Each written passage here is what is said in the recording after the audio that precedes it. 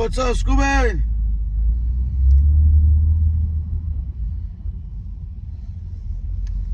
We live on two platforms, guys. We're live on TikTok and we're live on Kick. Baby Cat is 702 on Kick and TikTok, guys. We're live on both channels, guys. What's up, Scooby? As you can tell, if you're coming in from YouTube, you're gonna have a YouTube logo on the side of your comment. If you're coming from Kick, you're gonna get a Kick logo on the side of your comments.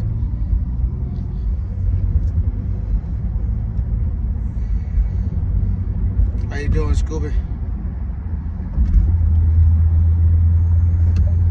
It is the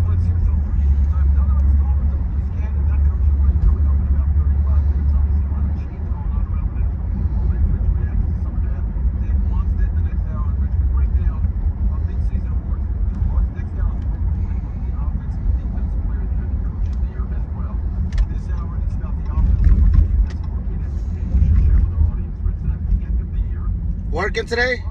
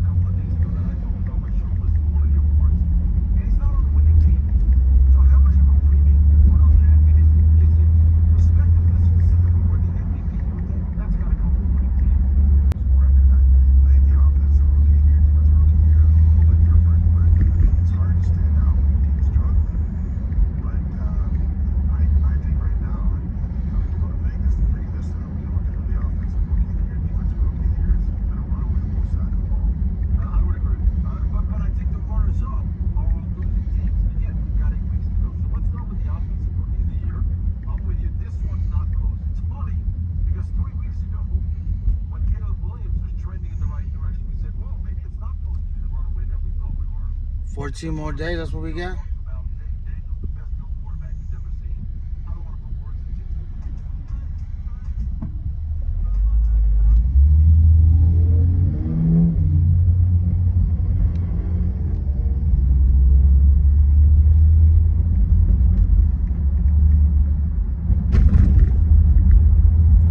What's up, Mele? Good morning, good morning.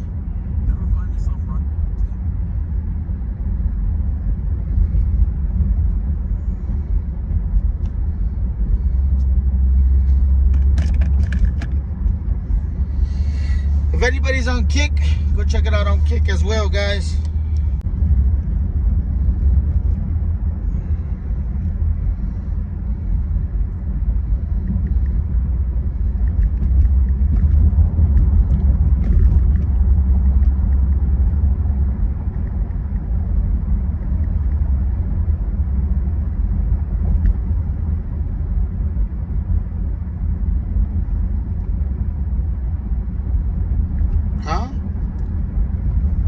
Kick just ended.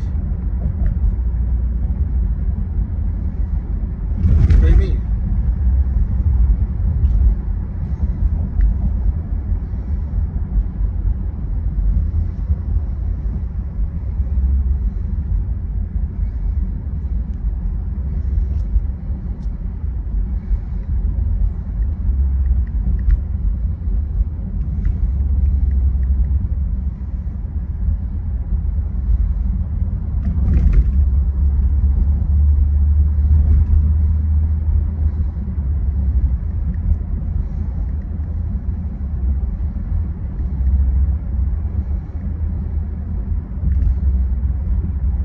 Doesn't show me the comments, Meta.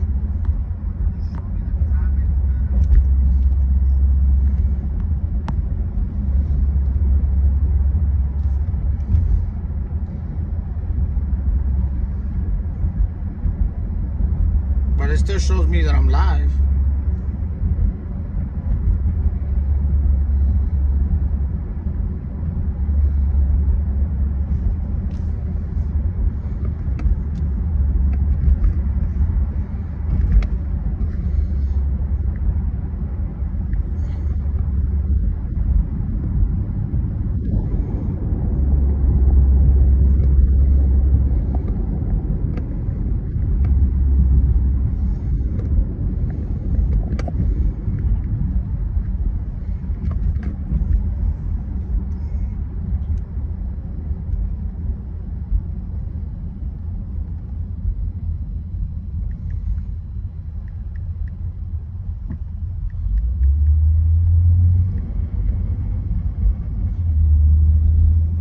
Kick is another streaming app.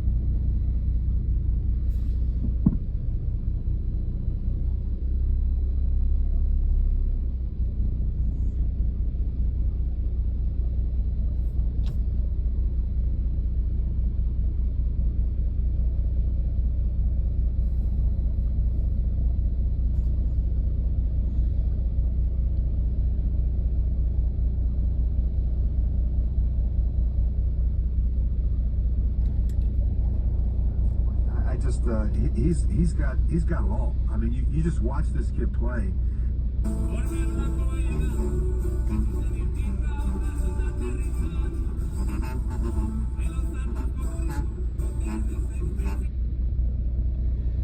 The hell?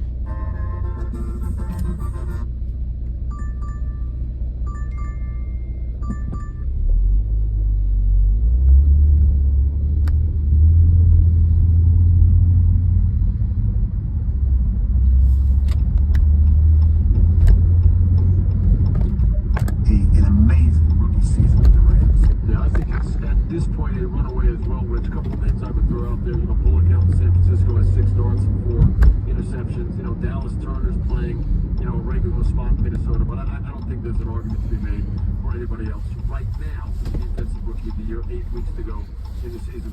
How did y'all stay up last night? The biggest award for last, going into the coach and all the other awards in the next hour program. I think the MVP is a great debate right now. I think there is one guy that's ahead of the pack, and he may have won another award this week, but I think there's a list of guys that we can make arguments for this award. I think this is going to be a fun conversation at the end of the year. Who do you got as your mid-season MVP? This is always hard, Bruce, because this award has historically been won by a quarterback. Yours truly won it back in 2002. And I would simply say this. Sometimes, because I was close another year, sometimes playing in some of these primetime games, these Sunday night games, Monday night games, Thursday night games, where you go off and everybody sees it. All these voters see it. Not that these voters aren't watching, most if not all the games, but sometimes, in a primetime game, it could certainly help your chances.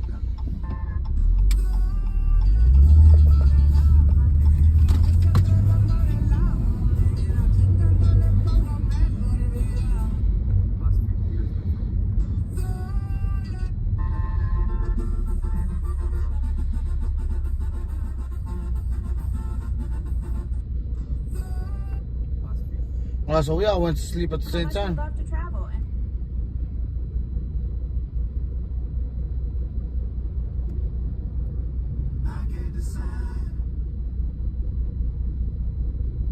Yep.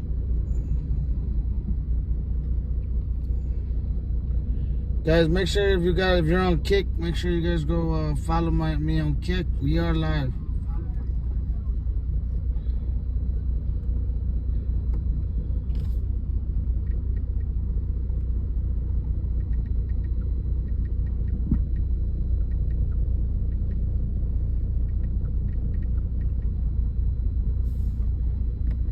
So if you guys are on Kick, guys, make sure you guys go hit the follow. We're live on Kick as well. Baby Cat is 702 on Kick. Shout outs to Meta, he's over there.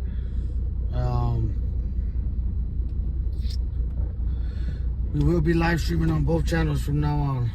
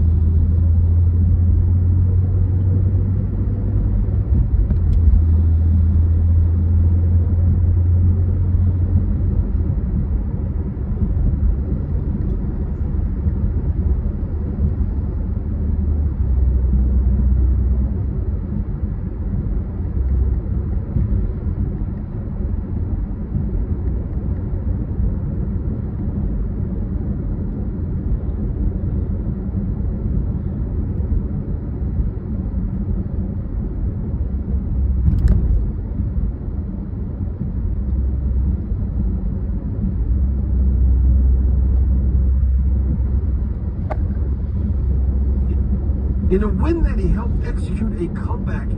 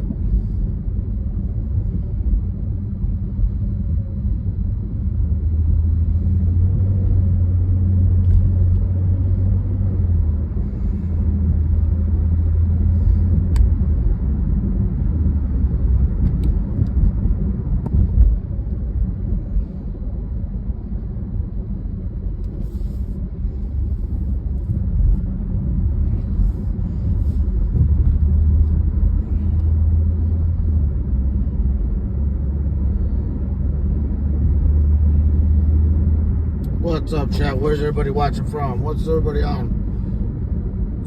We're talking about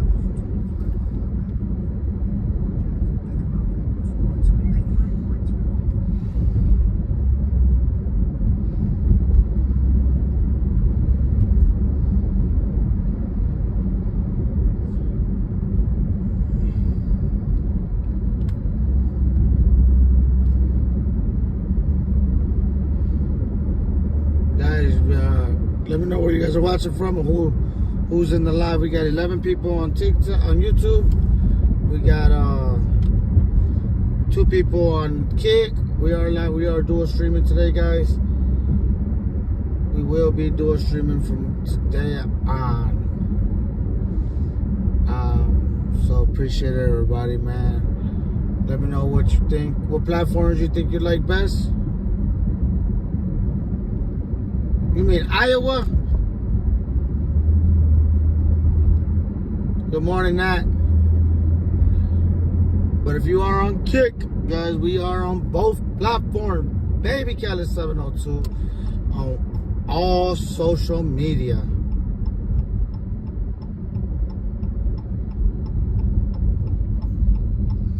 Thank y'all for tapping in, man. Appreciate the love, guys. You guys are the truth.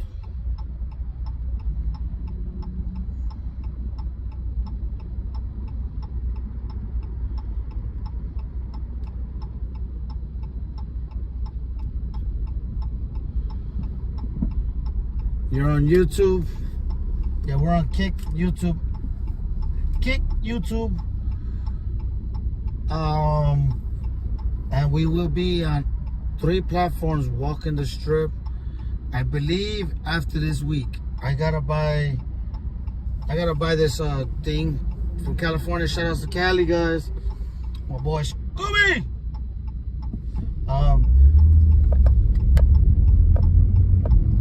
We will be on all 3 platforms, guys, coming soon.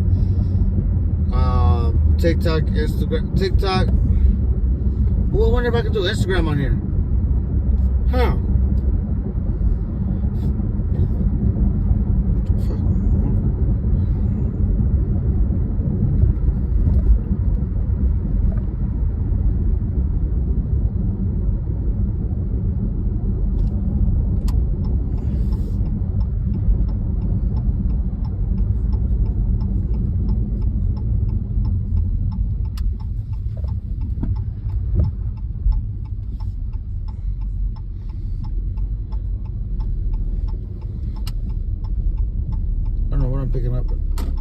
Picking something up from this place.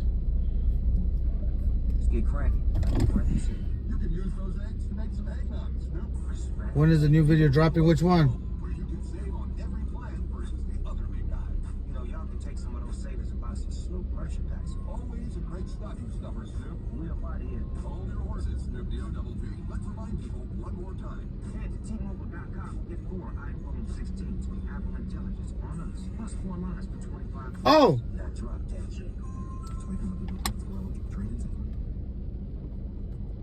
You were on the live when she was sleeping? You was in the live when she was sleeping? Thought you were gone. I thought you were sleeping too.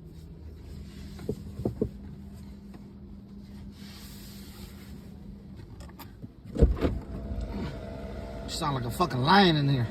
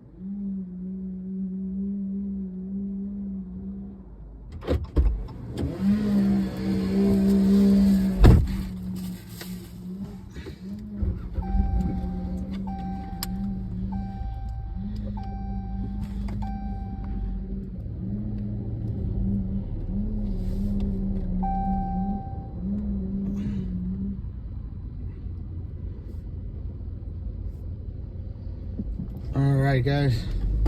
Of course it works fine when it wants to.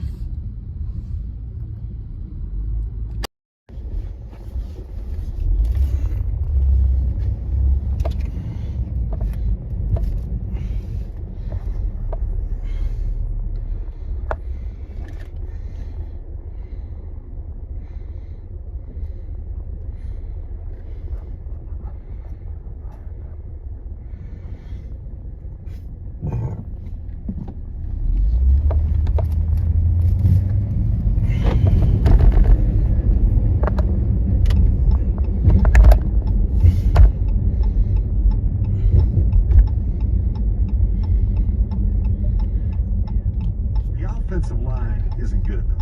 I go back and watch protection reel, I watch the sack reel. Tyron Smith on the left side, he's hurt. You got the rookie in there from Penn State. The guard position has been very inconsistent. Right guard, left guard. Morgan Moses on the right side. They just give up. They're too soft in protection. And the other issue they have, Bruce, is this Breece Hall, as good a player as he is a liability in protection. You don't want Breece Hall is in the game when they're throwing it. You want to get him out in the route. You don't want him sitting back in there blocking. That's not who he is. He's not good at it. He gets bulldozed. He gets walked back into the quarterback. He misses assignments. It's not his forte. So find a third down back, somebody who can get in there and give him some protection. You got a 40-year-old quarterback that needs it. But, here's the thing that's frustrating for me. When you watch the film, there's 4 or 5 times every game, you see Aaron Rodgers put his hands up and go, whoa, what happened? And this is Devontae Adams throwing the ball, and Devontae's not looking.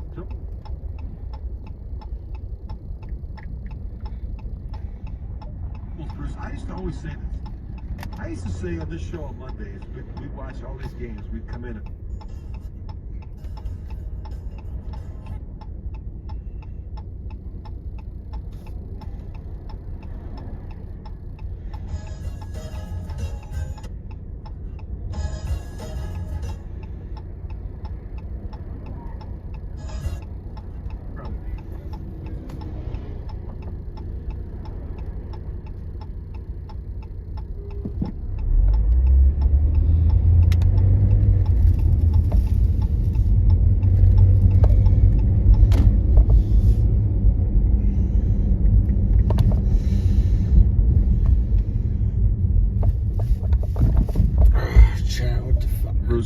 that understands protections. He understands fronts and coverages and pressures. He understands who these coordinators are, and he's confused. So what does that tell you? They fired his buddy. They replaced Nathaniel Hackett, who was hired because of Aaron, and now they've got another guy in there calling plays, Todd Dowling, and they're just disjointed. You just watch them, and they're just disjointed. Liability protection. Saludos. Up front. They haven't done a good enough job with the staff, Bruce, addressing their personnel shortage issues when it comes to protection. Like, if you got a problem with the right guard, help him out. If you got the left tackle struggling, let's chip with the back. They're not doing those type of things. And the quarterback has been confused, which is absolutely stunning to me. When you got a quarterback like that, the head coach doesn't know the offense. You've got an offensive coordinator that hasn't had a lot of success as a play caller before. To me, Bruce, and that's why I wasn't on this. 9 out of the first 10 games they were favored, and I kept scratching my head, going, I don't see it. But now, after doing some research, Bruce, I can see why. This is an offense that doesn't really have an identity. Like, it's like 1 week they're going to get Breece Hall going a little bit early in the game, but push comes to shove, that doesn't work. You know what? We got this quarterback. He's he's our bread and butter, and let's ask him to throw it 40 times. It's an absolute mess. They're just not that great, and people think it's going to get better. I don't see it. Well, I was one of those guys, Rich. As you know, until about a week ago, I was pretty much fooled. I thought at some point Devontae Adams is too high a level of player in this game. Aaron Rodgers has played this game too long, and you're right. To see him get it against the Arizona Cardinals, to see him not knowing where things were coming from is amazing. And yeah, I was fooled in the offseason, Rich, when they upgraded the offensive line, when Aaron Rodgers was going to come back healthy. I was, we know they had Breece Hall, as you pointed out. Whatever it is, everything has gone sideways. And like many other organizations, come this offseason, there could be a house cleaning in New York. The coach has already been changed. I doubt Jeff Ulbrich gets the full-time job there. You wonder about the general manager and the scouting staff. And, of course, you wonder if Aaron Rodgers has any role. And that, maybe decided by both he and the organization. But this was no success. One last thing when they made the trade for Rodgers.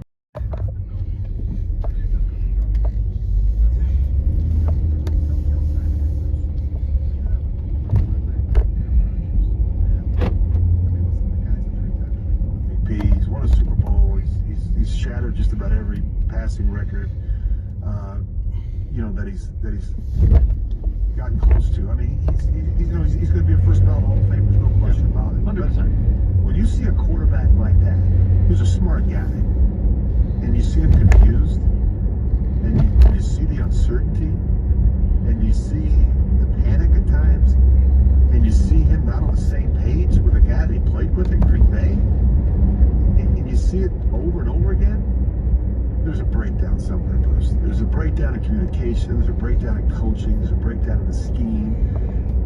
There's a lot of issues. And he's not going to come out and say it, but it's a mess. I mean, it's an absolute mess. And it's rare that we see change in the season. When you fire a head coach, when you replace the play caller, all of a sudden, like, oh, we got it figured out. Here we go. Estamos, bro, aquí andamos. It doesn't work that way. And if you stay tuned, Bruce, this is what we call a tease in the business. Really? Tease. Tease. You stay tuned. I got a lot more of this to come. And my loose cannon thing, because I'm tired of it. I'm seeing too much of it. Too much change around a quarterback is never a good thing. And we're seeing a disturbing trend right now in the NFL. All right, we'll get to that when we come back in just a minute. You want a stat that'll make you smile, Rich, as we cap off the Jets?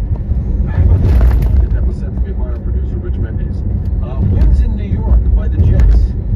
2 by both the Winnipeg Jets and the New York Jets in 2024. How about that?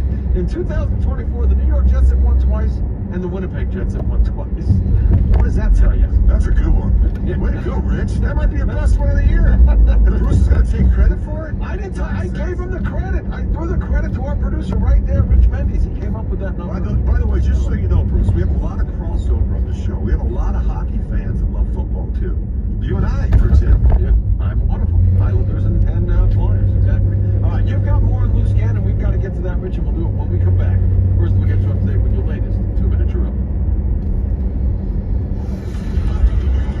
Sirius XM NFL Radio 2-minute drill. The Motor City is home to the NFC's top team as the Lions storm back to win their 7th straight game Sunday, beating the Texans on the road, moving to 8-1 for the first time in 70 years.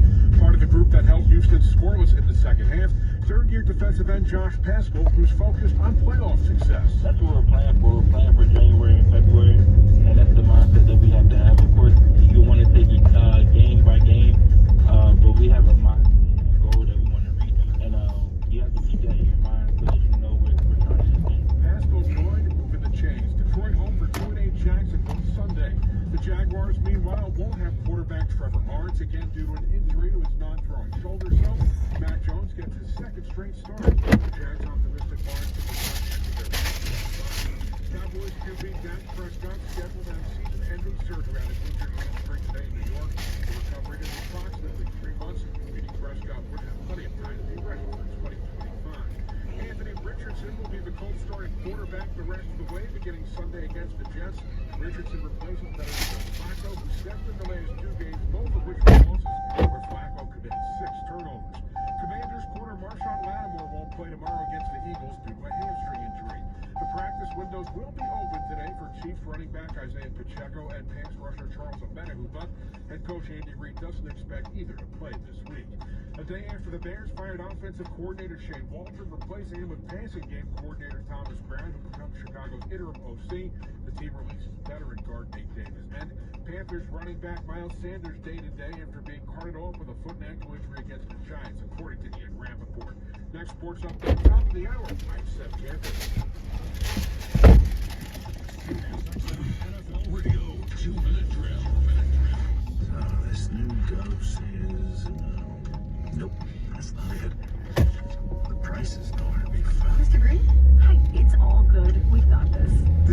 not just help from a Walgreens pharmacist. Now new prescriptions. Where the fuck's the Let main me door? check to see if these are the lowest cost.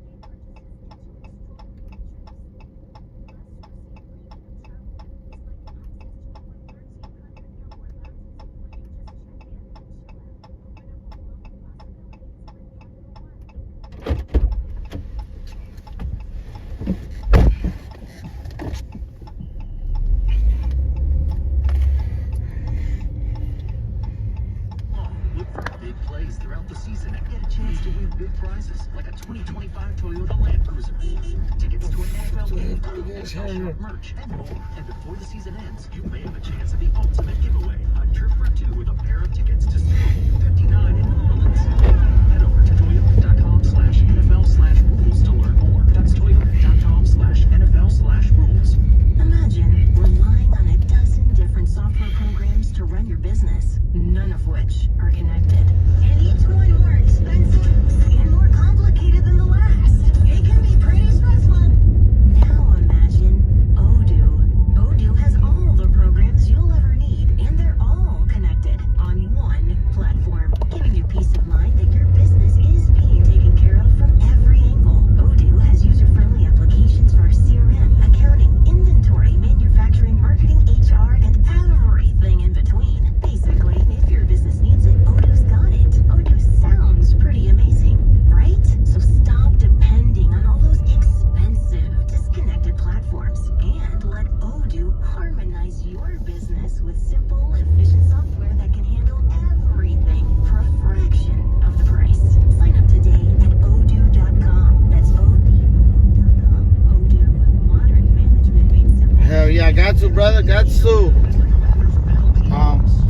I'm on Kick as well, bro. I'm on 2 platforms today.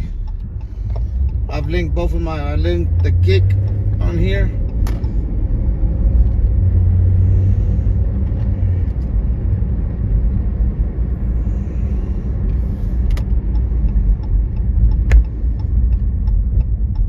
What you up to, Chris? Carlos?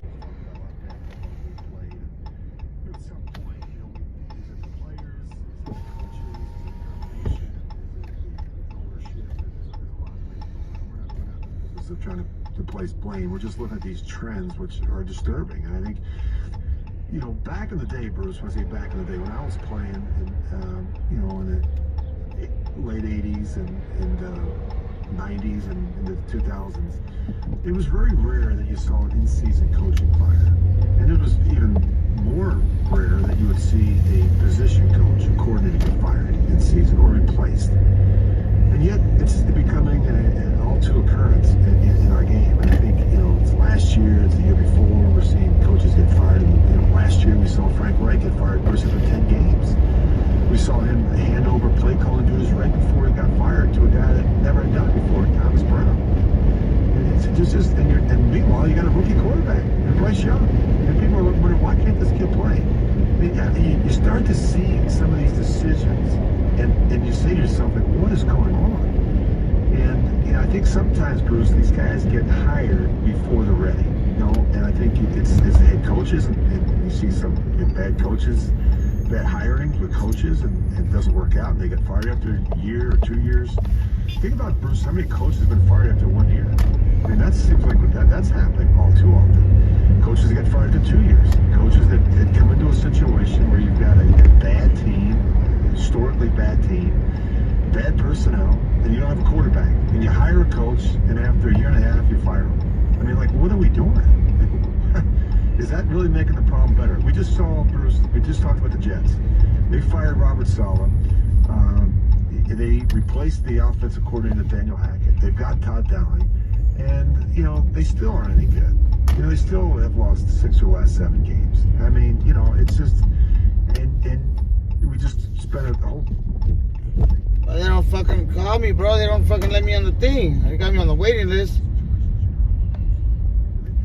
I've been on the waiting list for I don't know how long. It's crazy.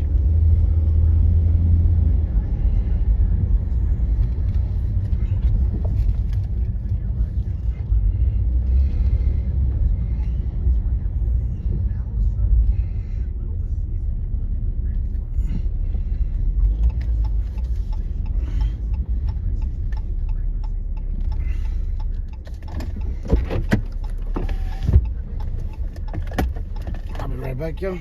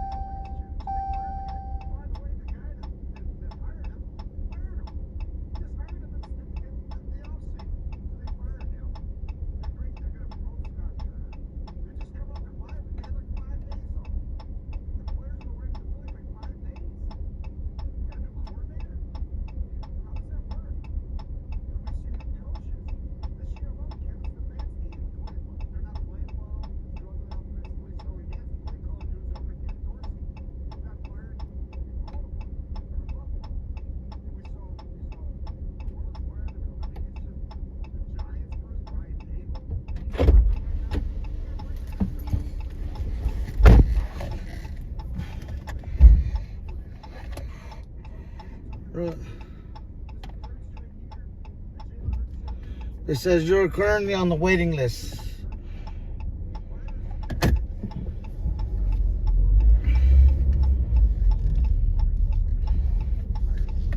I've been on that motherfucking waiting list for I don't know how long.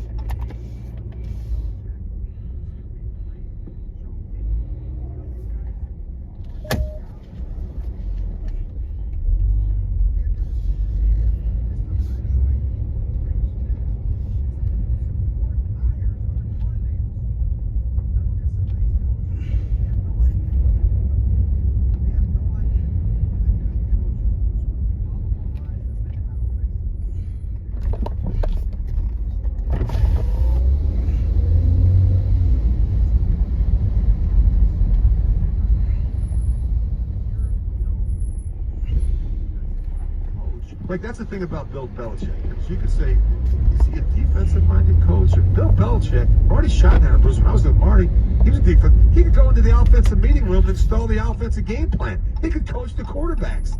He coached the entire football team in practice. Bill Belichick, Bruce, I've been out in the practice field up there in Foxborough, and I've watched him. He coaches everybody. He coached Tom Brady. Your job as a head coach is to coach the football team.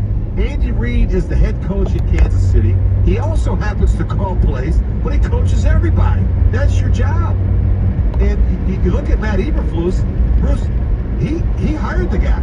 If there's a problem with the offense, go and fix it. You saw the numbers in Chicago. Tom sent us a whole stat sheet on the issues that Chicago's having offensively. But if you can't fix the problems, then you got a problem. You got the wrong guy coaching your football team. It's amazing. It's unbelievable. And I just feel sorry for some of these players, Bruce. I mean, honestly, if you're a young quarterback, if you're Caleb Williams, that's not a good situation to be in, Bruce. It's just bad. There's a lot of bad stuff happening in our game. I wish the commissioner. I love the commissioner. I wish he was empowered to do more. You know, they try from the league office to recommend coaches, and they certainly want to promote some, you know, coaches around the league. But like, I don't know. I just think that we're in a really bad cycle right now, and between the owners and some of these general managers, they're making some really bad hires, and it's affecting these teams. Bruce, that's why, in my opinion, we have a lot of bad football being played. Yep. I'm not blaming it all on the coaches. The players have to take some responsibility, but a lot of it starts with coaching. And there's a lot of bad coaching happening in our game right now. You know, it's funny you talk about the league office getting involved in some of these things. Remember when the New York Giants were basically forced to hire George Young to be their general manager back in the 70s by Pete Rozelle? And, you know, they were a complete mess of an organization, hired George Young, who hired Bill Parcells, and everything changed after that. But, Rich, I say this all the time to you. I see the issues. And then I say, what are the solutions? Is it possible that there aren't 32 qualified guys to do these jobs? Yes. I mean, let me ask you a question. There are guys that you go to get your open heart surgery, and then there are the same guys that perform the same surgery that are sued for malpractice. And why do you think that is? Because some guys are more qualified, have better instincts. And the guys that make the decisions to go to them, or the hospitals that hire them, or in this case, the people that hire them, maybe they have bad instincts. But it's hard for the commissioner's office to get involved with an ownership group and say, get this right. I mean, listen, Rich, the Detroit Lions were as dysfunctional as could be forever. Did they get it right, or did they get lucky with Dan Campbell? No, they got it right, and they got right with the general manager too, Bruce. And I think those two have been joined at the hip, and they've made a lot of great decisions with that football team. I'll just throw one out there. Like Joe Brady, you look at the success that Buffalo's having right now, right? Bruce, he spent 1 year as the offensive coordinator at LSU. That was the year they won the national championship with Joe Burrow. He gets hired by a first-year head coach in Matt Rule down in Carolina. They don't have a quarterback, and he gets fired in the middle of his second season, right? Now think about that. And he goes to Buffalo as a position coach, and ironically, he takes over for Ken Dorsey last season. And you look at the job that he's done this year. They're running the ball more. Sean's got more involved. Sean McDermott has helped fix the offense. That's what good football coaches do, Bruce. Sean McDermott's not just a defensive guy. He can coach the football team. You know, by the way, he worked for Andy Reid. And John Harbaugh worked for Andy Reid. You know, I look at some of these coaches, Bruce, that know what they're doing. Mike Tomlin, you look at some of these coaches that you and I are going to talk about in a few moments in our short list for NFL Coaches of the Year. These guys know what they're doing. They know how to build out a roster, but most importantly, Bruce, they know how to build out a staff. Okay. How would you go about hiring? Let me. I'll put the general manager's hat on. You all make it the owner. How would you go about defining what you're looking for in a coach? How would you know? Well, I think you have to go through the interview process. I think you have to ask a lot of hard questions. I think you want to ask about leadership. You want to ask about, you know, what their role is going to be. How are they going to coach the team? What's their you know, I want to hear what their philosophy is on What's up, Sonny? developing players and putting together a staff. I mean, Bruce, these interviews take. Clip it. We're on. This isn't an hour. We're on YouTube. On this. On these interviews, the good ones. on what's it called too? You just don't listen to some search firm and says, yeah, these are 3 guys you should interview. And On put Kick. them in and say, well, he worked for Sean McVay. Let's hire him. You know what I mean? That's not how this works.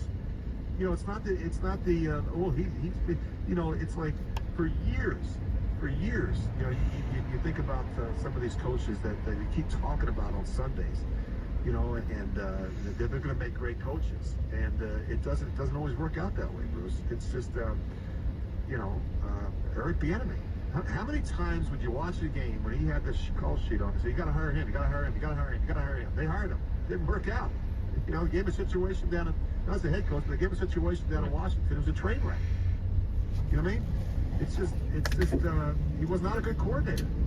And he was Andy's assistant, but Andy called plays. Well, I'm just saying, like, every situation's different. It's maybe a topic for the day, but I've got a whole printout, Bruce. I've talked to some people general managers who've been in that position. There's a lot that goes into identifying and interviewing and developing a good NFL head coach. Yeah, it does require some instincts, though, and a lot of these owners just don't have great instincts when it comes to those decisions. That's why many of the organizations, you see that.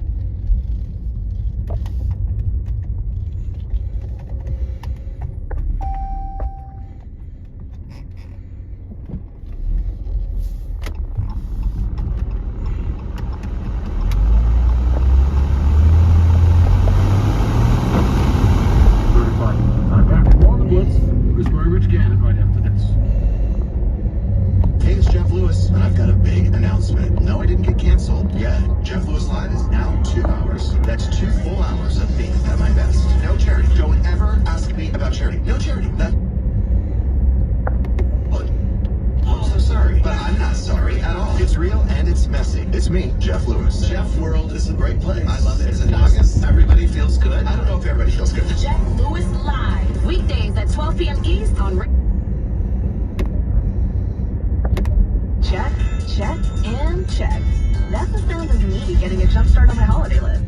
So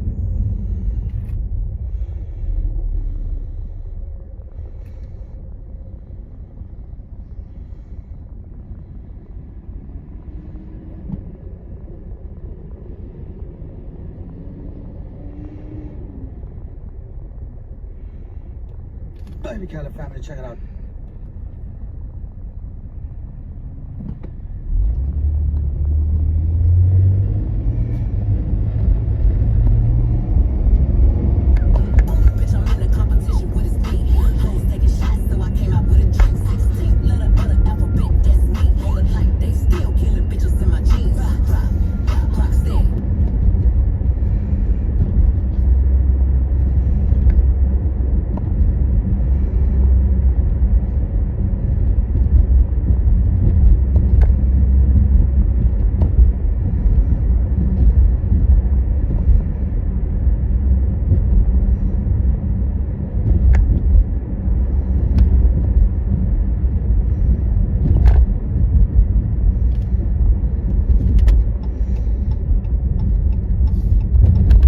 Who's all in here, guys? We got a lot of people in here, but who's in here?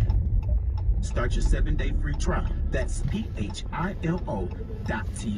What does the future hold for business? Ask 9 experts and you'll get 10 answers. It's a bull market. It's a bear market. Rates will rise or fall. Inflation's up or down. Can someone Who's in here? a crystal ball? Until then, over 40,000 businesses have future-proofed their business with NetSuite by Oracle, the #1 cloud ERP, bringing accounting, financial management, inventory, and HR into one fluid platform. With one unified business management suite, there's one sort. Slugs are you clearly taking backwards and swallowing. I'm sorry for that, sir. Now, what can you see on your computer? Well, I'm on their website, that UltraViewer website. And what do you see over there? Well, it's their website. You know what it looks like, don't you? Opportunities. Download the CFO's Guide to AI and Machine Learning for free at netsuite.com/. It's written over there, download. Yes. Give a click on download. Okay, yeah. Now what do you see? It downloaded this UltraViewer setup 6.6108 en.exe onto my computer. Yes, double left click on that. Is that normal? Is that what it's supposed to do? Yes. Is that what we was looking for? Yes. Okay, good. Yes. Alright. Click on that. Double left clicks on that. UltraViewer setup.exe. Rub my what on it? What did you just say? Click on that. Oh, Two click. clicks on that. Okay. Yeah, 2 times. Okay. Got it. Okay, yeah, that opened up a deal. What do you It see now? says select destination location. Where should Give a click on next. UltraViewer be installed? Setup will install UltraViewer in the following folder to select a different location. What's that? Next. Give a click on next. Where does it say next? Oh, I see down yonder at the At bottom. the It says bottom. next or cancel. Yes. Click on Yes. next. Next. Yeah, give a click on next. Okay. Again, give a It's click got on next. another one that says select start menu folder. It's a different deal. Where should set up place the program shortcut? Next. Set up will Give a click on next. programs shortcuts in the following start menu folder, and it's got a deal there to type it in, and then it says down at the bottom right hand corner, it says back, next, or cancel. Click on next. Give a click on next. Select additional tasks. What should be performed? Select the additional tasks you would like SATA to perform while installing UltraViewer, then click next. Click on next. Additional shortcuts, create a desktop shortcut. And then down yonder at the bottom, it says back, next, or cancel.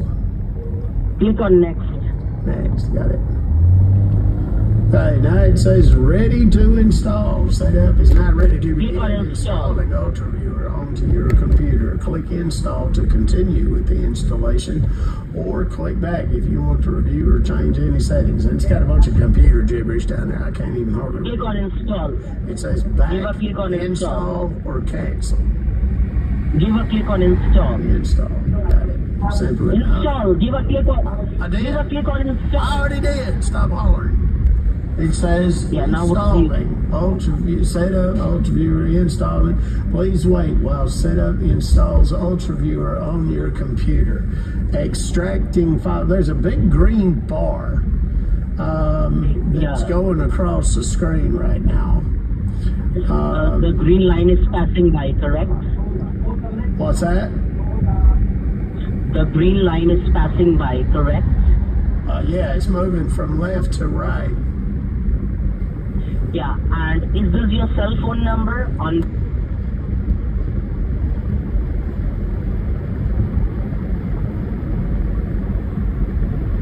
No, sir, just his cell phone. We got rid of the home phone number because there was always people calling trying to sell me diabetic supplies and solar panels and a new roof, and then these people wanted to buy the place and sell the place for me. And there's auto warranty people calling, oh my God, we've been trying to reach you about your extended warranty, and so on and so on. So finally we just cut it off. Then of course come political times, and they was just wearing us out, you know, asking us to vote for one party or the other party, and I couldn't hardly handle it. Anyhow, this thing here says completing the UltraViewer setup wizard. Setup has finished installing UltraViewer on your computer. The application may be launched by selecting the installed shortcuts. Click finish to exit setup. Give a click on finish. Launch UltraViewer with a little check mark next to it. And then there's one button down at the bottom and it says finish. Give a click on finish. Finish, okay. Alright, I done it. Yeah, what do you see now? Well, now it done open up some whole other ass thing. It's got a box that's got blue and white and gray all over it. There's two columns. There's a left side and a right side. The left side says allow remote control. Please tell your partner the following ID and password if you would like to allow remote control. And then it's got an ID number on there. Please help me with your ID number. 1, 2, 3, 4, 5, 6, 7, 8 digits, and then there's a password that's just 5 digits, and they both in a real small little gray boxes. Then it says unauthorized access. Please help me with your ID number, sir. I tell you the ID number? Is that what you wanted? Yes, Okay. Sir.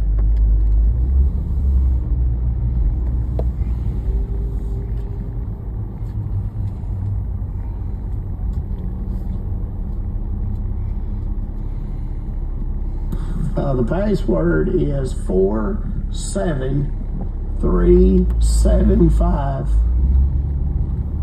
Thank you very much, sir. Now please allow me a moment.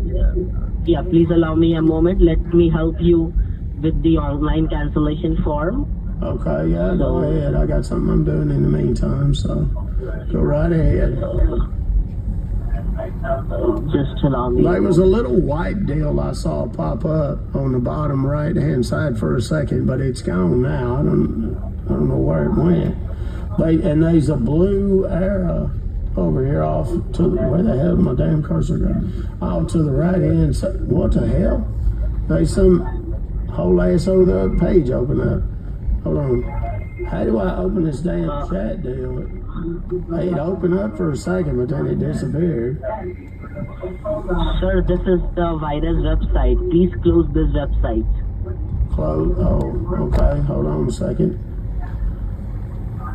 There we go. Close and close. No, don't close this. Why did you close that, sir? You just told me Open to. Ultra Viewer. You just told Not me to that, close sir. it. Davis said that there were a couple of scratches. Anthony Richardson returns to the Colts starting lineup as their quarterback against the Jets. Head coach Shane Steichen reversed his earlier decision that veteran Joe Flacco was going to be the guy. Flacco had 2 scores, but also 4 turnovers, including a pick 6 in Sunday's loss to the Bills. Mac Jones will get his second straight start at quarterback for the Jaguars. They take on the Lions. Trevor Lawrence dealing with a left shoulder injury. Vanderbilt quarterback Diego Pavia had his request for a temporary restraining order denied and would have granted him another year of eligibility. Pavia's legal team argued that his 2 seasons at JUCO shouldn't count as he was unable to profit on NIL at the time. Oklahoma head coach Brett Venables received a vote of confidence from the school's president, AD. Sooners 5-5 overall, just 1-5 in their first year in the SEC. For SiriusXM Sports, I'm Zach Fracassi. If it's happening in sports, it's happening on SiriusXM.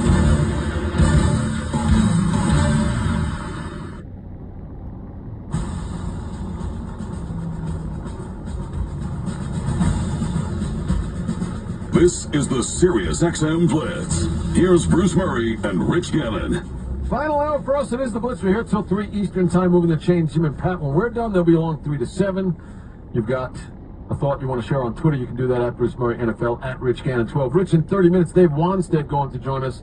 His thoughts on what's going on in Chicago with the change with the offensive coordinator. Shane Waldron is out. That was announced yesterday. But we got some of the midseason awards, the last hour of the program, offensive and defensive rookie, and of course, the MVP. Save this hour for offensive and defensive player and the 2 coaches, the assistant coach and the coach of the year. We'll get to those second. Let's start, Rich, with the offensive player, which I always think is interesting. Again, you and I engage in these debates at the end of the year before we hand out the official votes. We said Lamar Jackson's your MVP. And yet we may look elsewhere for an offensive player because we feel like, well, the MVP is designated for the quarterback. Let's look elsewhere. I don't know if you do it the same way, but I think it brings a lot of people into the tent, including a running back up in Baltimore. Who do you have as your offensive player of the year? You know what's crazy here, Bruce? When I won the NFL MVP award in 2002, and I found out that there was I knew, I shouldn't say I found out, but I found out who the offensive player of the year was. I'm like, well, how am I not the offensive player of the year? I was the league MVP. I had to play quarterback for the Raiders. Why am I not the best offensive player? But so what it's become, Bruce, certainly in the last, last decade or so, it's become the backup NFL MVP. It's become the non-quarterback player of the year. You know what I mean? It's usually won by a running back or a receiver. Like you look at Christian McCaffrey last year, Justin Jefferson the year before, Cooper Kupp, Derrick Henry, Michael Thomas. There's been a couple of quarterbacks. Mahomes won it in 18. Todd Gurley. So I don't know. You and I are voters. It's I think you obviously if your NFL MVP happens to be a quarterback, then you start to look at who's the next player that had the biggest impact offensively. I think when you look at where I'm at right now, I look at 2 players, Bruce, and I'm just absolutely amazed that these 2 players that I'm going to mention are wearing different uniforms than they were last year. Like when you look at Derrick Henry, I think he'd still look pretty good in the Tennessee Titans uniform. When I see Saquon Barkley, I just think in the back of my mind, Bruce, when I put my head down on my pillow at night, man, he would look great in a Giants uniform if I was a Giants fan. But I just look at those 2 players and the impact that they have had on their respective teams. I think when you look at Derrick Henry, Bruce, and what the kind of season that Lamar Jackson has had, and I'm not taking anything away from Lamar Jackson, but I think that the fact that you got Derrick Henry back there has really opened things up for everybody in that Ravens offense, including Lamar Jackson. So I just... Let's timestamp that. Panic in his voice.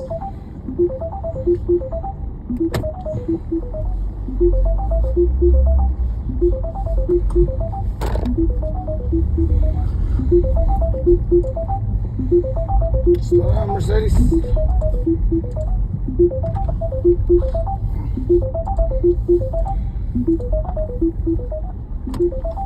The fuck is that noise?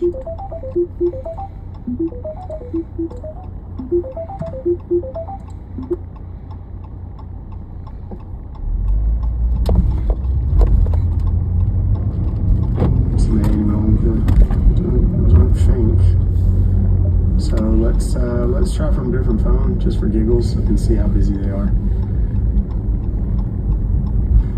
Is anybody new still? Anybody movie description time? Oh, wait for that. Because I'll definitely tell you in a second. I'm sending some critical information.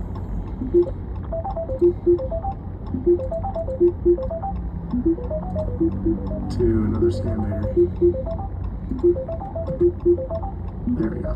Okay, now I go back in here. Okay. Yeah, it would seem they're pretty busy right now. And that's the objective. Is anybody new right now? Like you're just not watching for the first time? Like you just kind of stumbled on this on the FYP and you're like, what the hell did I just find? If so, type me in the comments for me real quick, because I want to address each and every one of you individually before we go much further. Just kidding, that's impossible. Okay, good. All of you that are typing me right now, do me a favor, please click the follow button. Please click the follow button right now. Don't wait.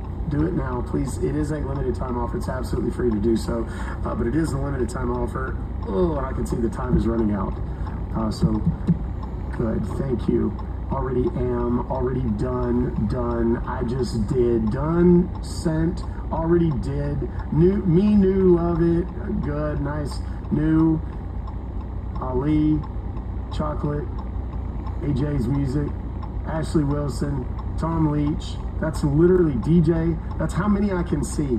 My screen is moving so fast right now, I see a flash of a screen, and then it goes. And it's like, boom, and I can read one name. Steve, AJ, user, Anne-Marie, Callie Smiles, Ens King, Pat Ray, Teresa. Guys, thank you so much. I do appreciate it. Detroit Follow 313 is in the house. Everybody put your hands up. Follow me. Everybody, oh, Lori Faber with a meteor shower. Normally that's the thing that you have to send my wife, because everybody goes into my wife's life. They're like, where's Talk? And she says, send me a meteor shower and I'll take the camera in there. I don't care if he's in the bathroom. I don't care if he's in the shower. That's where she will. She's done it. It's weird. I tried to tell her I was grooming the cat. Not really. All right, let's go. Let's do the next one. Kids. Also, too, if you haven't already done so, from time to time, we've experienced it today. The scammer conversation gets a little too spicy for TikTok, so we have to, if you see me doing this, that means go over to the YouTube channel.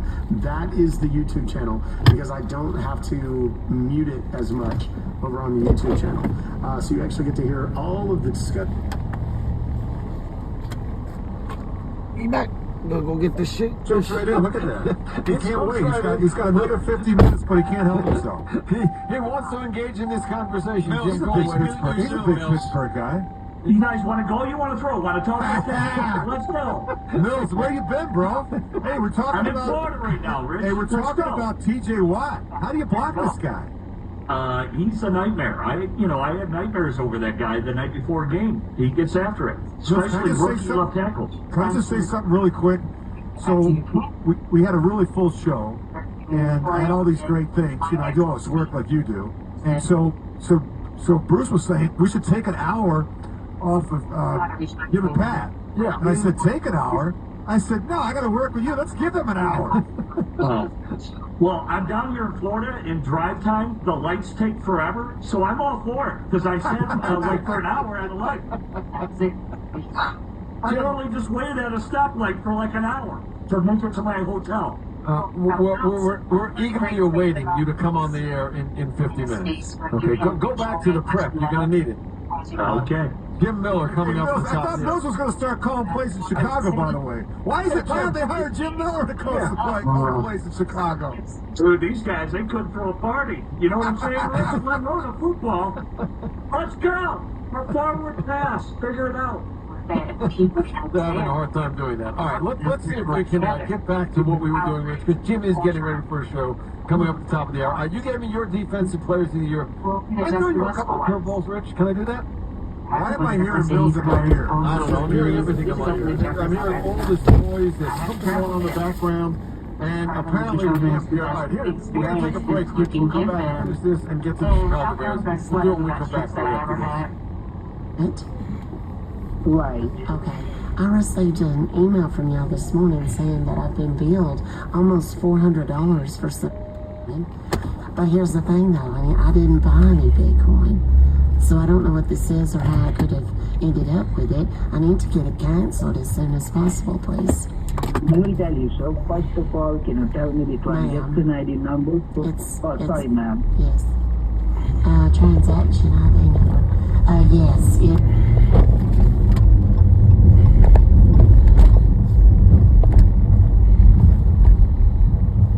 This fucking food smells fire. How's everybody doing? How's everybody doing today, man? Let's go, guys. Okay, so can you hold the line for a few seconds so I can check it in my system? Absolutely.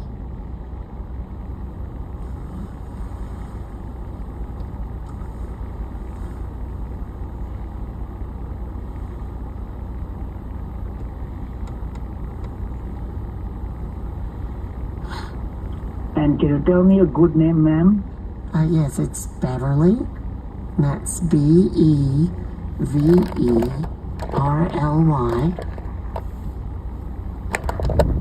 And then my last name is Leslie. LESLIE. Okay, ma'am. Hold the line for a few seconds. Certainly.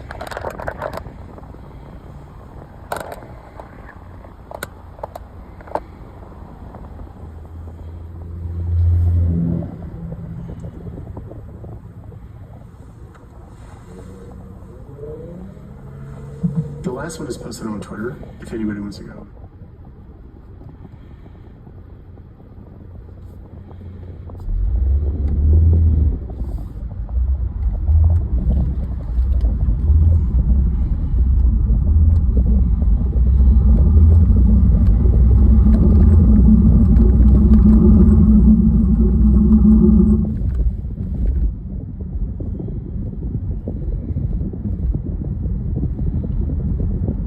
Rachel!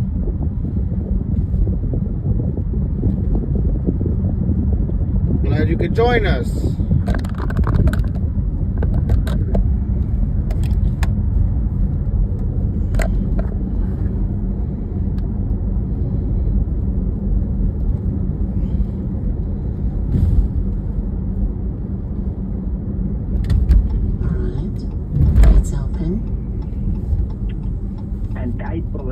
www dot, like a 3W and put a dot. I don't know. What are you making tomorrow? What are you making, huh? Chili? Now, F as in Frank. U as in United. Come on. That is it. F as in Frank. U as in United. You did that? Then C as in Charlie. Then K as in Kite. Guess what's about to happen to your phones, fucktard? What did you type in? Can you read me back? I said your phones are about to be fucked. That's what I said. Type over there. Fuck you, motherfucker. I heard myself on the Son phone. of the bitch. I heard myself on the phone. So, bad news. Teri maa ki choot. Randi ke ladka. What's the matter, Chutia? Are you mad? You are a mother choot. Oh, ribs. Hey, Chug. What's the matter? Are you mad? You are ribs. Let's talk for a minute. How long you been stealing money for a living? Where are you from? I'm from the United States. You know where I'm from. You are a fucking guy, mother choot. You are from Pakistan. No, I'm not. Never been there. I don't think I'm real welcome there either. Oh, no. We weren't done talking. What are you gonna make them in the oven? The subscriber you are trying to reach is not available. Please leave your message after the tone. Isn't that unfortunate?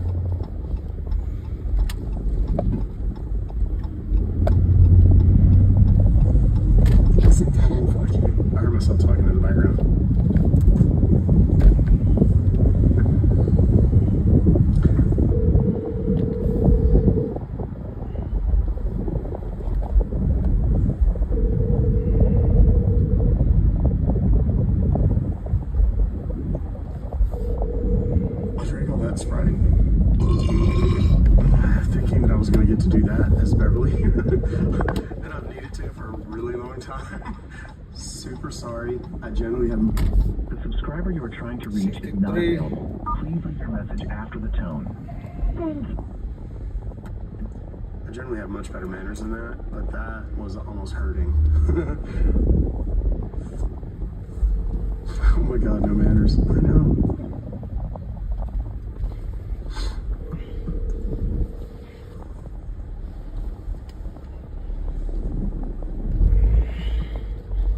Okay, so I'll explain what happened. They're watching my live stream right now. It happens all the time.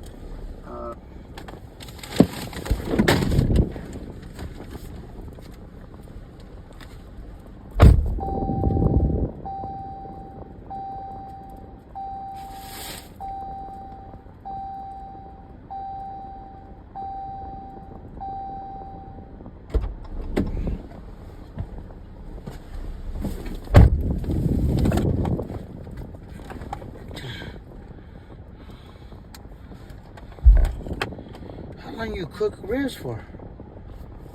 It was like Google and Yahoo and Hotmail and MSN and whatever, right? So, and that's not cheap. It's expensive. It costs them hundreds of dollars every time they send one of these things out, which for them, that's big cheddar, right? The reason this guy's so pissed off is because when he knows that he knows what's happening, and he knows that I'm about to release the hounds on his number, and he's done for the day. Anybody of the 20 or 30,000 people that receive this email, now, even if they are fooled by it somehow, they try to call in, they can't. So nobody gets scammed. So it's a huge win for us. It's a temporary win. It is a short-lived, short duration win, but a win nonetheless. Okay, so what happened just now was, as soon as I called the number and he answered, I heard my own voice. And I was like, okay, there's an echo, which sometimes it's a bad connection. Sometimes it's they're watching me live and they see me dial a number and say, oh, it's a PayPal, it's an 850 number, and they're like, wait a minute, and they realize that son of a bitch is calling us, and they answer the phone and they try to cover the fact that they try to mute or whatever the screen so that I won't hear it, but I did, and it was already, and then when he started talking, he didn't sound normal, and I could tell. So I was just kind of waiting on him to say something or trip up somehow, and he did pretty quickly. So that's a huge win on our part. Now, is it a permanent loss for them? No. Now, please know that on the back end of all of this, what we do is, and when I say we, it's not just me, there's a global network of people like myself who do this to the scammers. And we do it every day, every night. We do it round the clock. I have friends that are in Canada, multiple friends in Canada, multiple friends in the UK, friends in Belgium and Germany. There's some that are in Eastern Bloc countries that I don't even know exactly where they are. And they are either scam baiters like myself with a very forward-facing public profiles, or they're white hat or ethical hackers that take the information that we collect, post publicly, and share oftentimes privately with the network for the purposes of shutting these guys down. Now, how do we shut them down?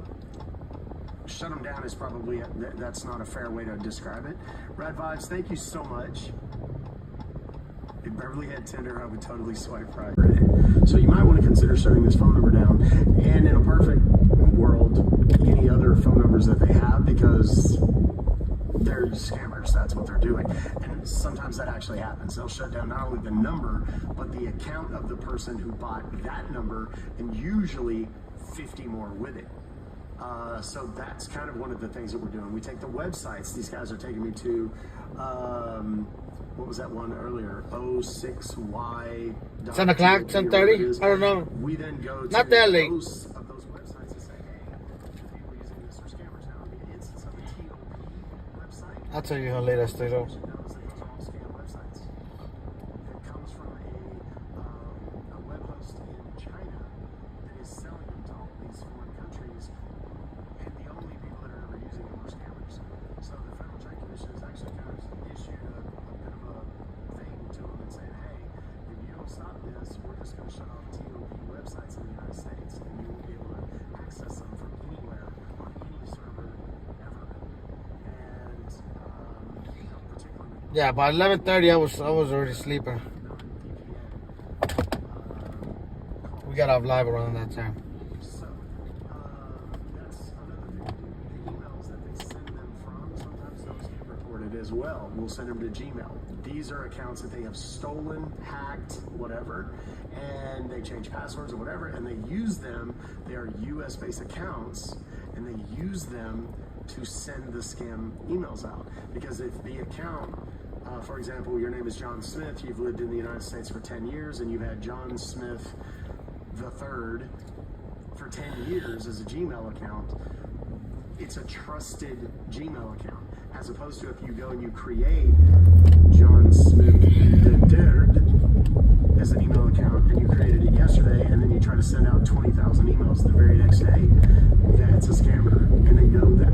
So we'll try to get those shut down as well. So there's a lot of things. The remote access software platforms will very often go to them too and say, hey, these people are using, the people that use this AnyDesk ID or whatever platform it is, these are people that are using it nefariously, and you might want to consider shutting down their accounts. The reason everyone gets so excited about AnyDesk is because AnyDesk is one of the only ones that works very closely with, in conjunction with, scam baiters to actually shut down these scam accounts and prevent people from being scammed. Most of the others don't work as closely with us at all. So shout out to AnyDesk. We love you guys. Wow. For that. Anyway, so okay, I talked a lot. I lost damn near 2,000 viewers, so let's start making some calls. Cool. If you're here, let me set up a goal. I need to set up a damn goal because TikTok is hollering at me. Hold on a second. If you love what I'm doing here, you appreciate it, or whatever, let's put, let me put something simple in here. How about, there we go.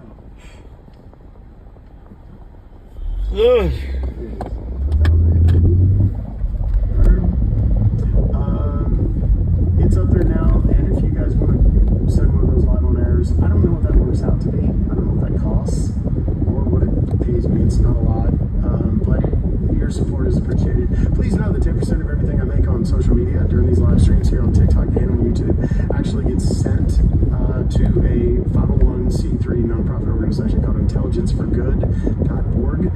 They work directly with scam victims and their family. 99 coins. I don't know if that equates to in dollars. I really don't.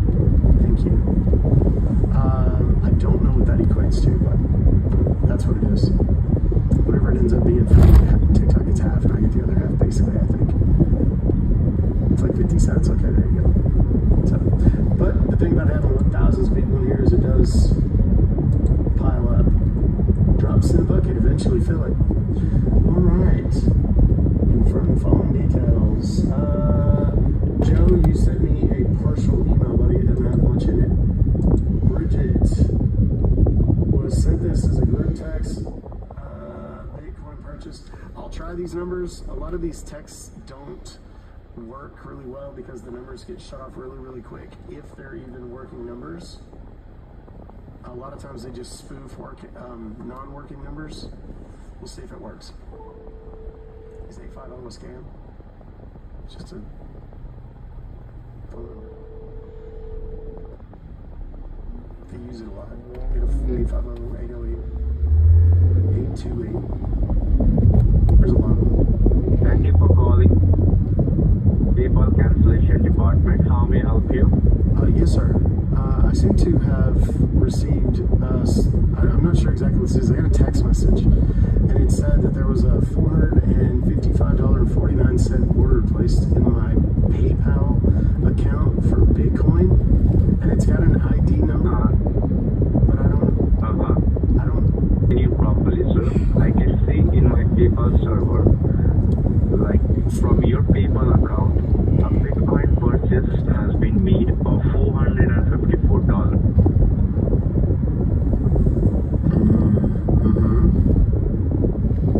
Yeah, so but that's not me. What do you want me to do with the purchase? Well, it's not me. Do you I want to cancel it. any- No, I want to cancel it. I didn't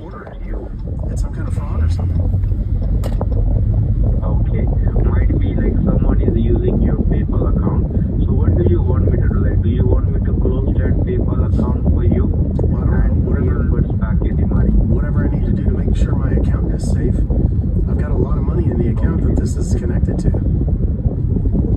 Alright, so I am over here, sir. And you don't have to worry about anything. So I'm just putting your account on hold until we cancel this transaction for you. So, Okay, first of all, we need to send you the cancellation form, the PayPal refund form. And you need to simply fill up the cancellation form in order to cancel the subscription and reimburse back your money. So right now, are you sitting in front of the computer? Yes, sir, I am. I'm sitting with my laptop. Okay. So right now I'm going to connect you to our PayPal cancellation server, and we are going to send you a cancellation form in order to cancel the subscription, because we need a proof that the customer is canceling the subscription and getting back the money. So which laptop you are using? It's a Windows or it's a Mac computer? It's a Dell. I don't know. Okay. Does that tell you what you need to know? I'm not real computer savvy. I'm sorry. I'm not. Like, I can barely. No problem, sir. I am over here. I do well to check my emails. I'm going to guide. I'm going to guide you each and everything. So you just open up your Google Chrome. I do believe you have Google Chrome on your computer, right? Yeah, I'm on Google right now.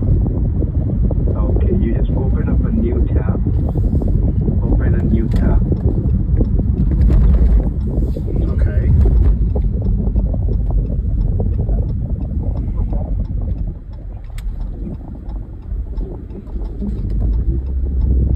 You are on a new tab? Yes, sir. Yeah, I did. What am I looking for? Okay, now you just look on the very top of the page.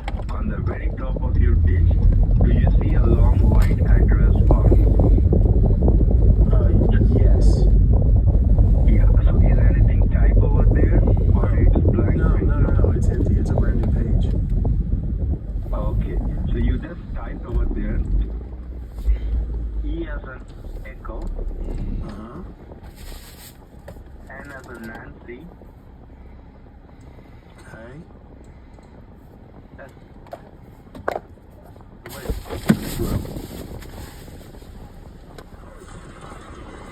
Sirius XM NFL Radio.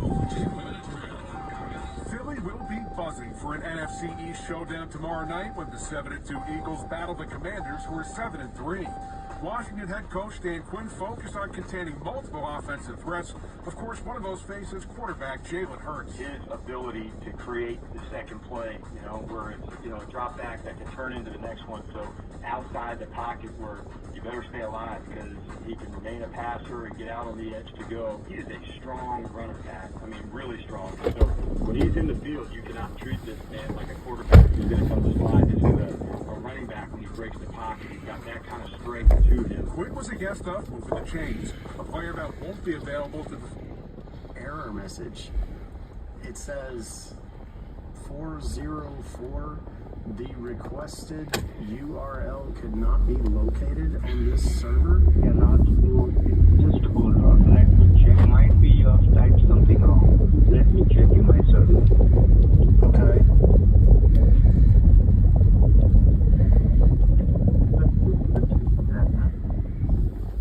Once again, you just make that address bar empty. Okay. Yeah, and Did I type do it? one. I did it right though, right? ENSHelp.live.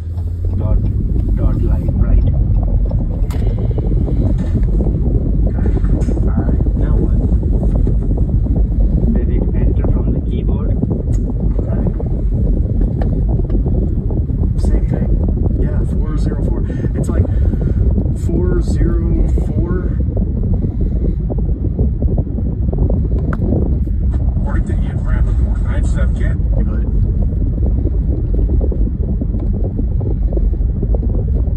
I do understand. So what I'm gonna do?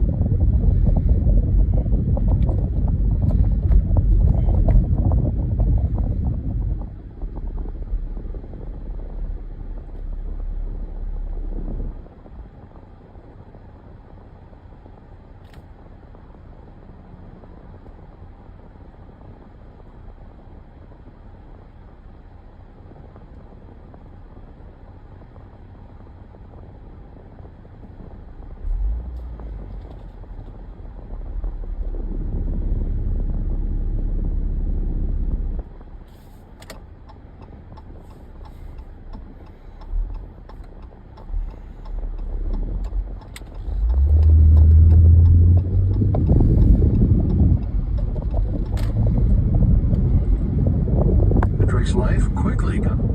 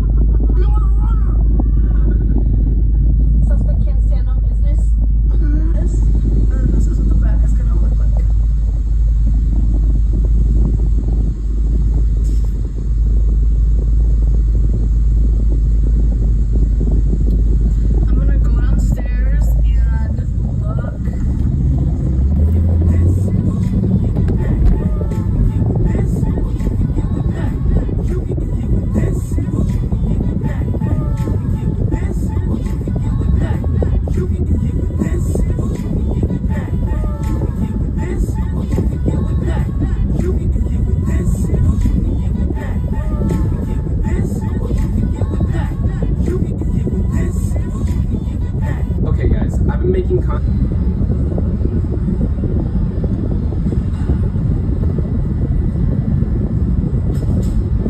Just be careful, don't touch anything. You might catch something. We're in seagull territory. Well, I mean sea chicken territory.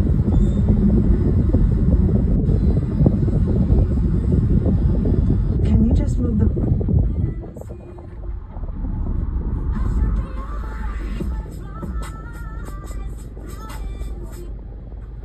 This is how I would defend myself if a bunch of men broke into my house and wanted to rob you. Wow, gentlemen, you've arranged yourselves in such a beautiful circle. See, I'm a very accommodating host. Stay here. You may want to rob my crib, and I'm gonna rob your sack first. This is how I would defend myself if a bunch of men broke into my house and wanted to rob you. Tic-tac, shock.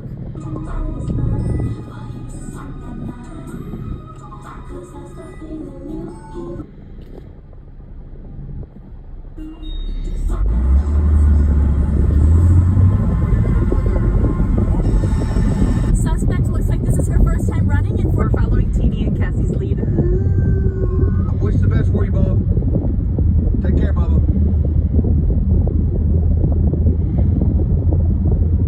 It took me 10 years to learn this, but I will teach it to you in 1 minute. 1, life waits for nobody. Get up every day and keep pushing through, no matter what. 2, make sure you take good care of yourself. It took me 10 years to learn this, but I will teach it to you in 1 minute.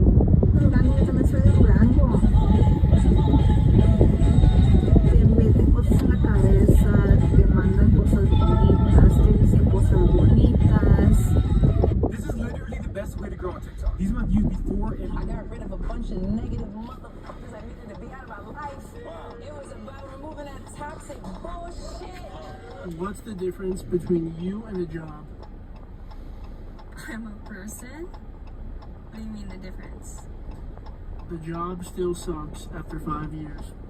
The job still sucks after 5. I don't get it. I don't suck? No, you don't. The job still sucks. Once a year is like good though, right? Like that's enough. I thought that was like the rule. Like when it's your anniversary, that's when you do it. Oh, it's supposed to be like once every like couple hours. Minimum once a day. Minimum once a day? Yeah. My jaw's gonna be stuck open. It's not gonna close. So it should be. Are you serious? Just telling you the facts. Oh man. I don't know about that. I don't know. What about, can you actually suck too? Dude, I'm not chewing on that roast beef. Okay. I should be chewing though, right? What is there to chew on? That's what I'm saying. What is there to chew on? Oh, I'm sorry. Did that hurt your feelings? It's okay, I didn't mean it. What's the difference between you and a job? Are you looking to change your career? La del chiles pasillas, ya nomás.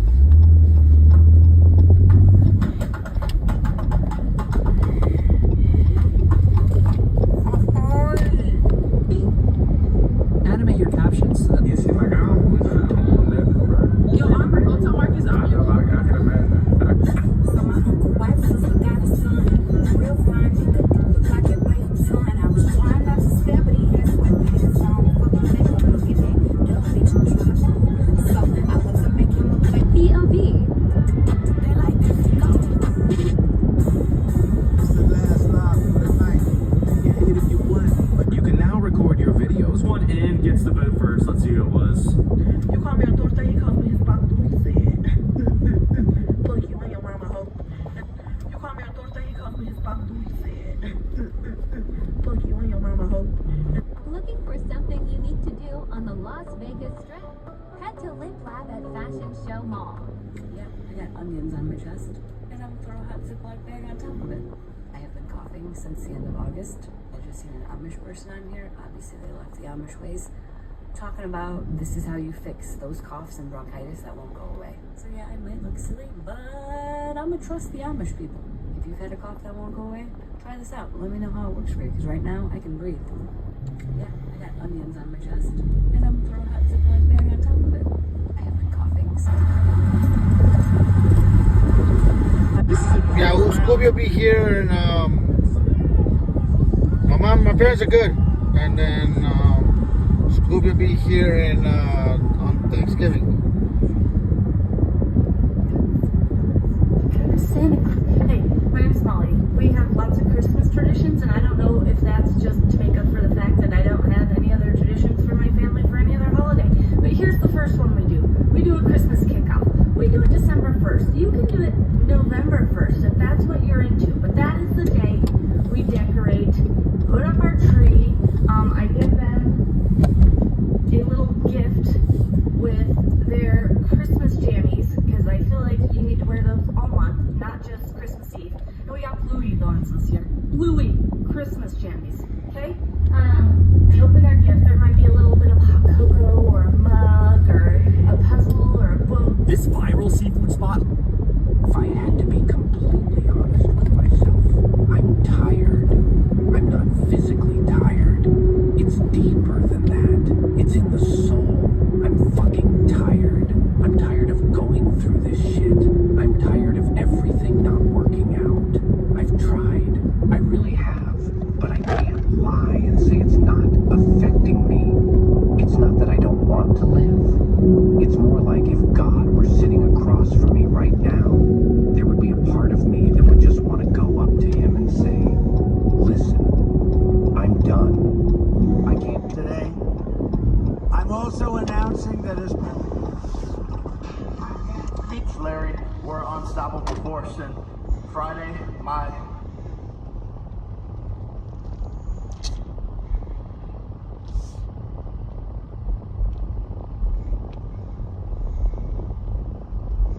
dream.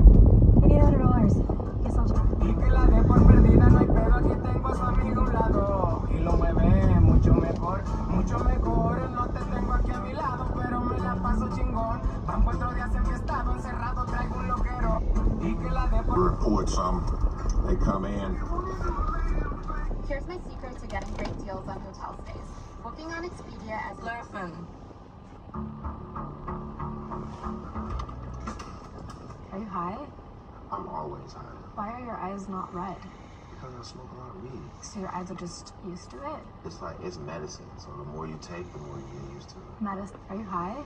I don't care what anyone says. Good people get tired of being good to ungrateful people.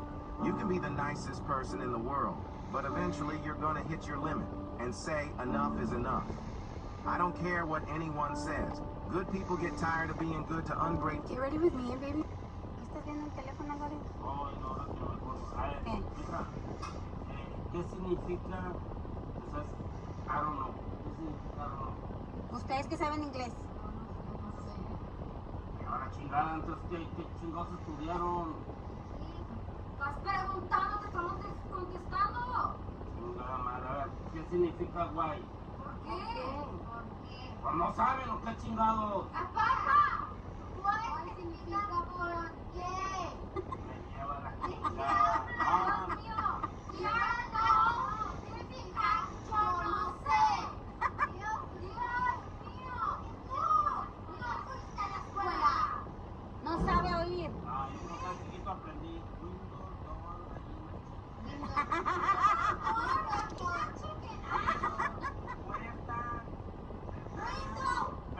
Puerta, dijo. Window es ventana. Dijo chicken, gallina. Dijo gallina. Ya. Consent. That sounds good. That sounds like a good time. Yeah, and then my youngest.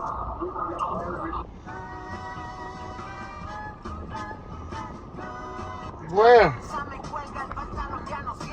Para abrocharme los zapatos es una guerra. Eso me pasa por tantas calorías. En la nalga ya me salieron estrías. En los costados mi lonja ya se notan. Y cuando voy corriendo las chichis me rebotan.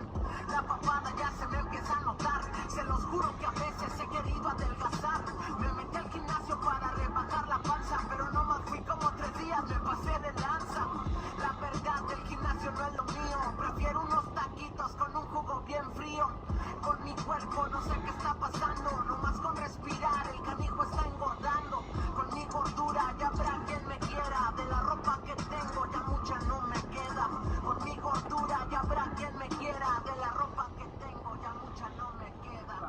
back. But never moves. That is the riddle for right now. What goes up and down, but never moves?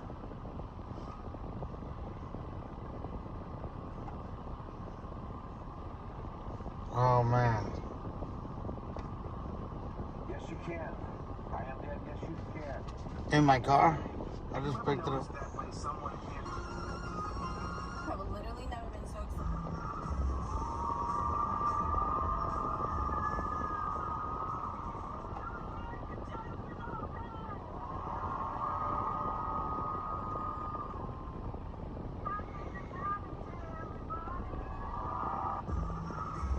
Stationary webcams are boring.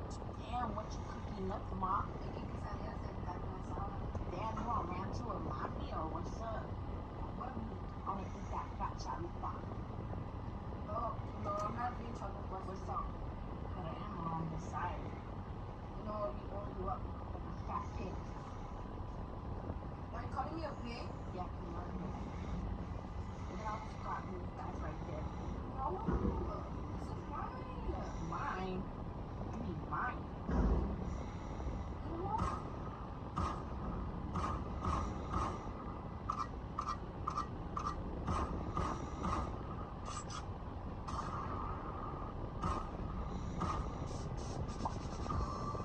Dot top. I got it. It didn't work. I'm getting an error message.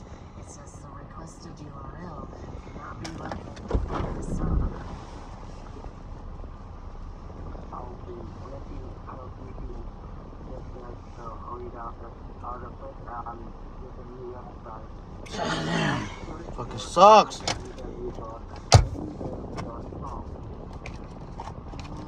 It's too fucking slow.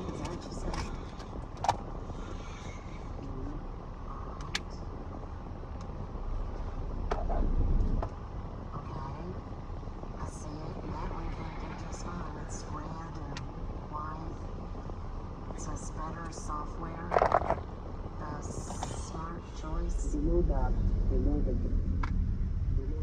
software, do you see download now? You have click on download now. Yes, sir, I did.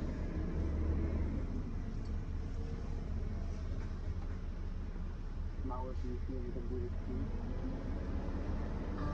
It says thank you for your download. It downloaded Anydesk.exe onto my computer. Double click on anydesk.exe. Okay. Alright. That opened up some new like a new Anydesk page, and it's got a bunch of numbers at the top. It says it's my address, but it doesn't look anything like my address at all. Could you confirm me those numbers? Sucks, guys. It's fucking slow. I need to do what, sir? I said, could you confirm me those numbers? That is your cancellation number. Could you confirm me those numbers? Yes. Are you ready? Mm-hmm.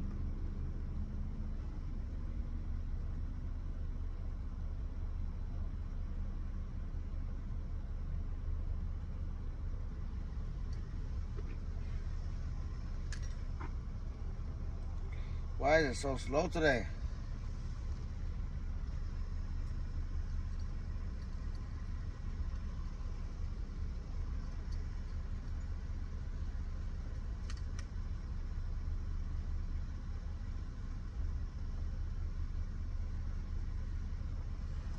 Yes, that's perfectly correct, sir. This is bad. Way too Next slow. to the numbers, can you see a little tiny rock sign? So you... Y'all, who is this? Life is kind of like... He brought it to my attention about... I'm getting ready to form an LLC, but I don't... I need another job. Y'all, this is... I need another job. Fuck this.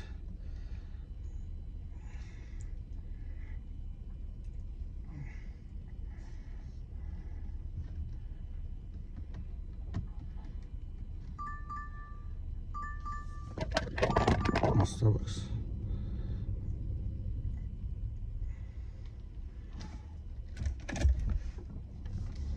Oh, we're not gonna talk about that damn game no more. It's a new week.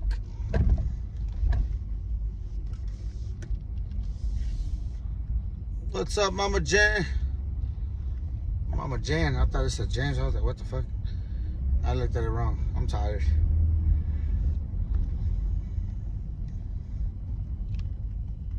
Let's go, guys. We need to get something going. There is no way. I don't care who's doing better than me. I'm not in competition with anyone else. The only rival I have is the person I was yesterday. Last year, I was different. I've grown. I've learned. I don't care who's doing better than me. I'm not in competition with anyone else. The only rival I have is the person I was yesterday. Last year, I was different. I've grown, I've learned, I've improved, and that's what truly matters. It's me versus me. Every day I wake up ready to push myself further. I challenge my limits, striving to be the best version of myself. I won't let someone else's success make me feel small. Their journey is theirs, and mine is mine. I know where I've come from, and I know where I'm going, so I keep pushing forward, not to be better than anyone else, but to be better than I was. I don't care who's doing better than me.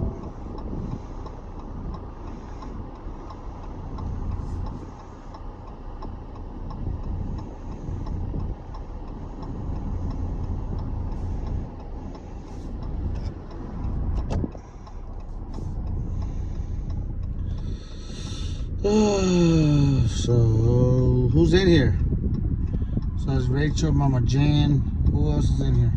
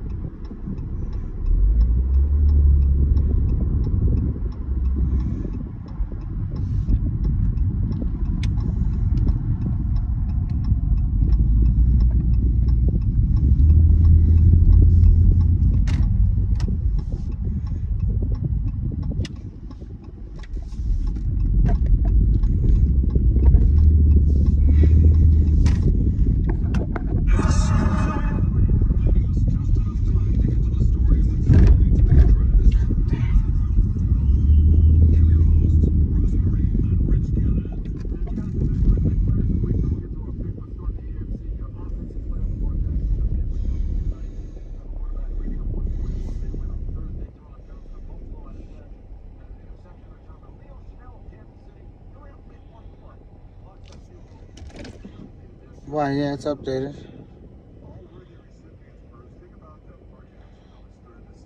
Why?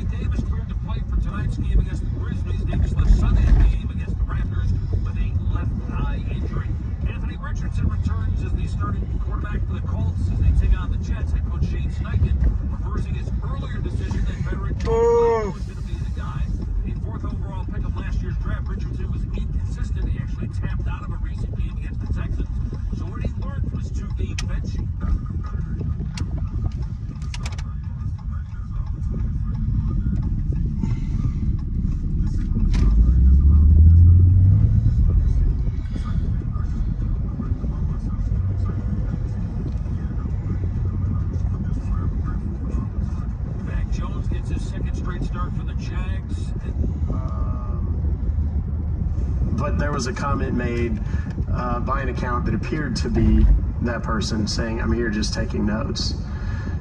Happy little accidents. I forgot about that one. And my mods were telling me that that person was in here. I don't know if it was him or not. We blocked the account, but I can't help but believe that it's possible anyway. So let me just say this so I'm clear about it to everybody, lest there ever be any question. I have a lot of friends that do what I do, here in the States and abroad. I am team everybody. All of the scamators, all whatever, we all do our own things. We all do our part to contribute to the collective good.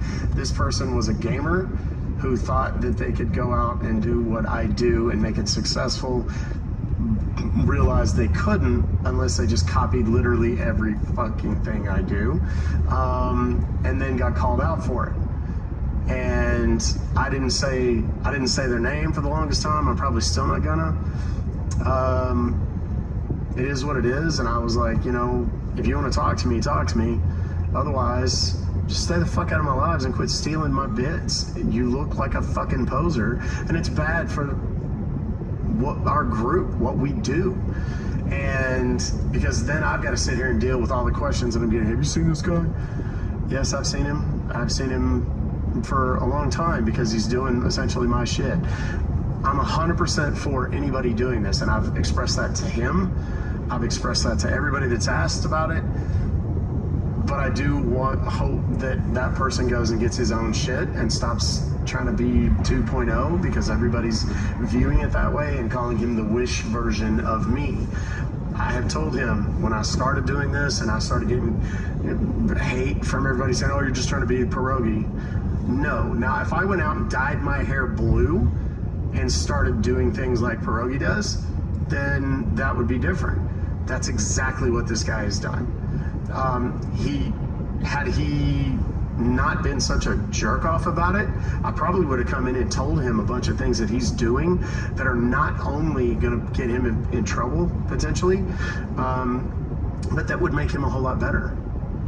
But because he's been a petulant little twat about the whole thing, I just kind of didn't. So, you know, and it is what it is. Yeah, I'm not going to say his name. I'm not going to give him. I'm not going to MGK this dude. And if you don't know what that means, I'll go there and throw tomatoes. Yeah, and I mean, it's like, I don't wish the guy ill. I just kind of let it go. I left him alone and let it go.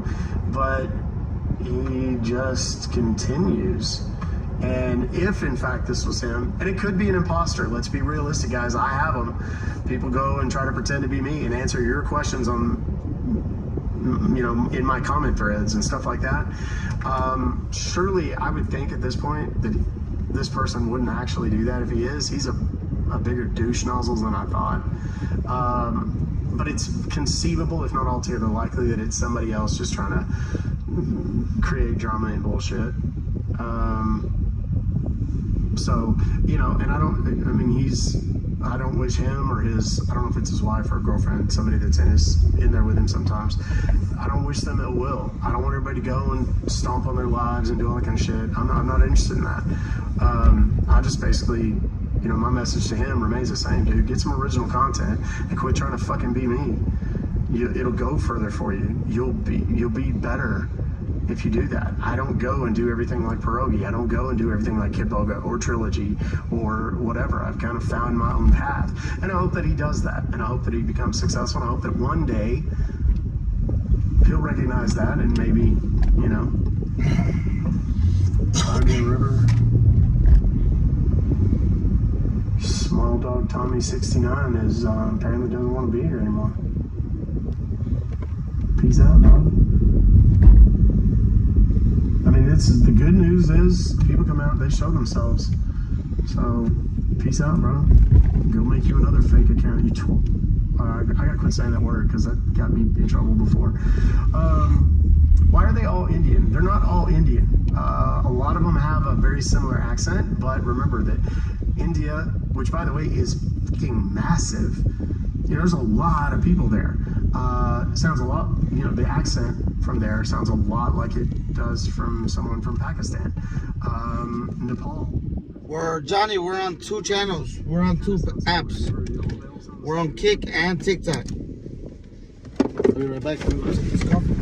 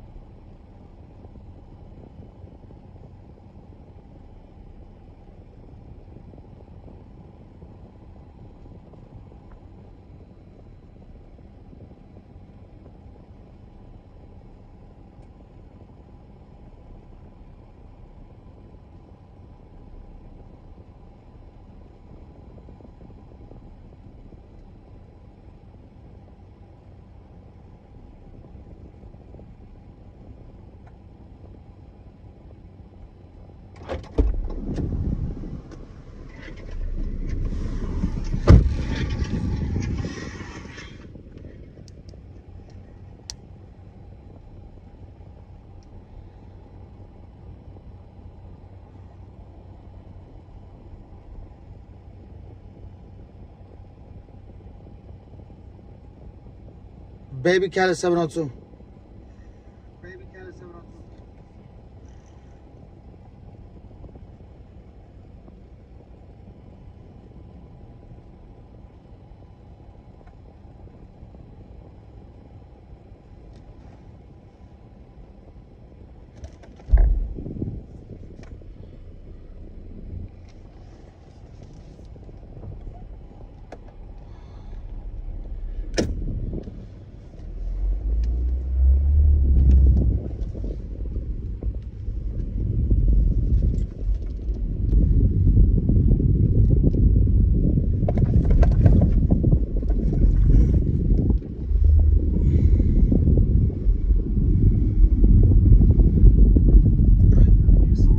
You're on both. What do you like more? Right here in Texas, they're in Florida, they're in Orange County, California is a huge hotbed for it. And one thing to remember is that, you know, it's kind of a form of, I hate to say slavery because that belittles the actual slavery experience for the people, but it's more like an indentured servitude. A lot of you might remember that from like 5th grade history or something. Indentured servitude is like, yeah, we'll get you over there, but you owe us. And that's kind of what these guys do. And it's terrible. And they put them in dormitories and they pack them into these tiny apartments with 10 other people and stuff like that. So in a sense, it's easy. I've talked about this many, many times, and it's probably time for me to have this conversation. in a sense, you know, it's easy to hate these guys and be mad at these guys for being scammers and so on and so on and so on. But a lot of times they are in a manner of indentured servitude, and they are only doing it because they literally have no other choice, whether they're here and they've been brought over by one of these shady companies that does that, or if they're back in India or Pakistan or the Philippines or whatever. These are very poor places and there are not a lot of job opportunities. I'm not defending scammers. Don't at me, don't send me mail, I won't even read it if you do that. What I'm saying is, just understand it is conditions in many instances that have led them there. There are some of these guys that just say straight up, you know, Americans, you're stupid and blah, blah, blah, blah, blah. I got zero compassion for those guys. Zero.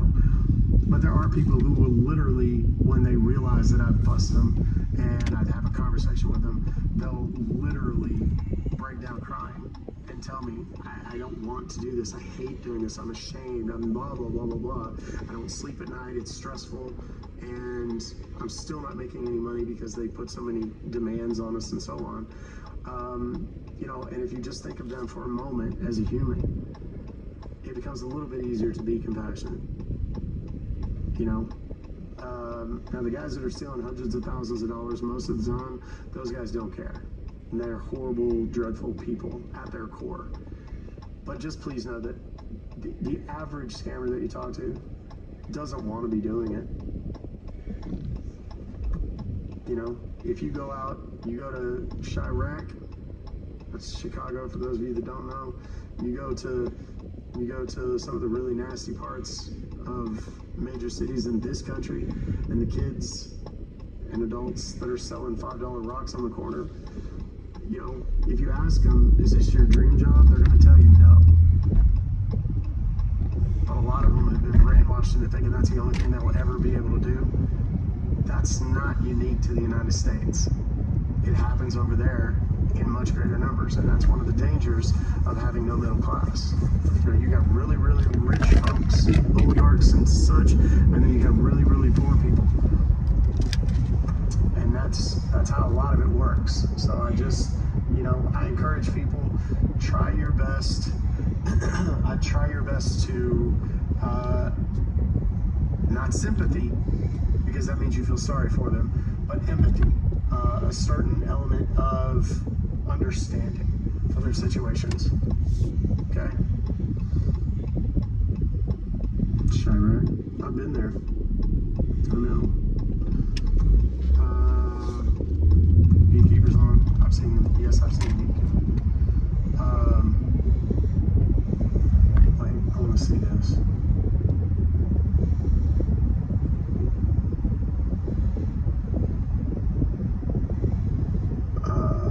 I don't want somebody T-Bay. I want you to understand that's not a criticism of the place. That's, you know, that's my understanding of what it's like for people who live there in extremely impoverished areas. You show me anywhere, and I don't want to get into politics, I don't want to get into all that bullshit. You live in Chirac. I don't want to get into that, but I'm going to tell you right now, where crime is abundant, and people will argue and say, oh, it's in the big cities, and it's this and the other. You show me where the crime is bad, and I will show you where they are poor and have no educational funding. That's your problem. If you don't understand what gentrification is, that's part of the problem. Those are the things that lead to these kinds of stuff. And it's important that people understand that. If you don't know what gentrification is, I urge you to go and look that up. It's happening in your city right now. It's happening across this country in a way that most people are completely unfamiliar with. It is when people go in and they take an area that maybe is, you know, poverty-stricken, and they don't put any money into fixing it. They don't put streetlights in. Y'all, y'all know I grew up kind of in the hood and whatever, and like there was a streetlight at the end of my driveway, and literally it would never worked. You know, we had the old joke about those streetlights come on. Our streetlight did not work. The one in front of my house did not work. And the reason it didn't work is because the people that were stealing shit all the time would come through there the minute they fixed it and shoot it out. And they would shoot it out so that there was no light on the street. There was no light on the street so that shit could be stolen. And, you know, the school that was close to the high school that was, you know, a 2, 3, 4 minute walk from my house was always on the chopping block for being cut. Like they were just gonna close it down because so few kids graduated out of that high school. It was so bad. So many kids dropped out in the 9th or 10th grade. You know, either because they were pregnant or because they were killed or because they just knew they were gonna make more money out slinging on the corner. That's, you wanna focus, you wanna make the country better. And I don't give a shit who you voted for. Please don't come in with that. We're not talking about that. If you genuinely care about the country and poverty and crime, the only 2 things you need to give a shit about are education and poverty. That's all you need to fix. You fix those 2 things and everything grows up. Stop waiting on billionaires to give you money. Stop waiting on the government to give you money. Get the government instead of giving it to you. Tell your local governments to build schools. Don't have food deserts. If you don't know what a food desert is, I encourage you to look that up as well. A food desert is a place like where I grew up, where there are fucking fast food restaurants. One after the other, after the other, after the other. They don't care if people are healthy. The faster those people get cycled through, and by cycled through, you get them sick, you get them diseased, you keep them desperate. Crime happens, death happens, incarceration happens. And when you start fixing that shit, magically, everything gets better. But they don't want that because they want to be able to come to that place and let everything go completely to shit, buy it on the cheap, tear it all down and build very expensive condos. That's what's happening right now in this country. There are huge hedge funds right now that are buying millions and millions and millions of acres of raw land. They are building huge subdivisions solely for the purpose of renting them. What's wrong with that? Well, here's the thing. 99% of the millionaires in this world own the home they live in. If you rent, it doesn't mean that you can't be wealthy. Like 99% of the millionaires on the planet, certainly in this country, but really on the planet, own at least one home. That's the first step to financial freedom and wealth and so on, generational wealth, more importantly, right? These guys are buying up all the land, building houses exclusively for the purposes of renting them to people. And then when interest rates go up, they have no choice but to rent these cheap, shitty little houses owned by hedge funds like BlackRock and so on, okay? And people are forced to rent. They can't own. What's the American dream, baby? It's owning that white picket fence, that house. Big Roller, what's up? My parents were buying. I was 13 years old. I know the impact of that shit. What's up, man? What's up? Where's everybody doing, man? How's everybody's day going, man? We listening to Doc. Guess who gets money? Those huge hedge funds that own millions and millions and millions and millions of rental homes all over the country. Oh my God. I didn't come out here to preach today, but I'm here. I told you I'm not here to change your minds. I'm here to open them. You need to pay attention to the shit that's happening right now. It's happening in your city. Go look and see if there's not a housing development being built.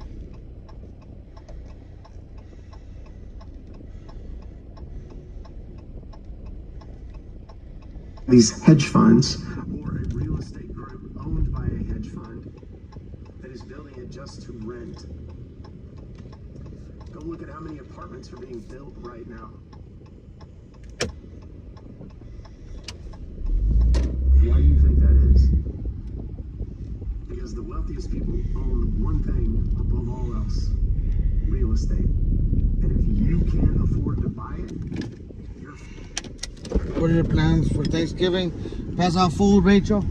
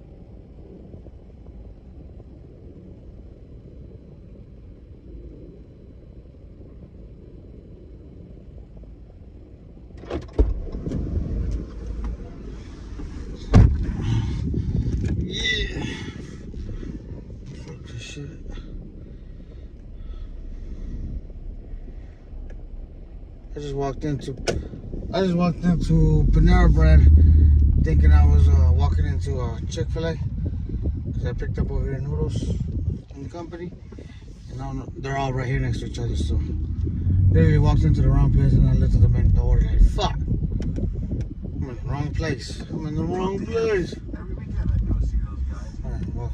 Kevin amazed me when he was 18. So he instinctively knows the right thing to do. And I think that's his great value. He wasn't a coach, a first-time head coach that was really learning everything. He knew some of this stuff just instinctively. So good for him. And I'm back now.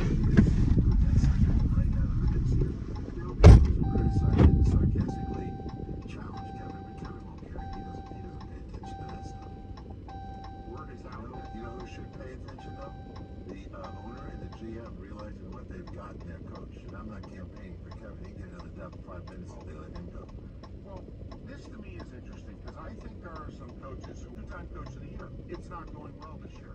Well, I don't think anybody should talk about making a change at head coach. He obviously can coach. You know, I think Brian Dable can coach. Things are not going well. Okay? To me, this is an interesting test of ownership. Okay? It's kind of like, can you handle maybe even, you know, like your quarterback? Maybe your coach had a bad year.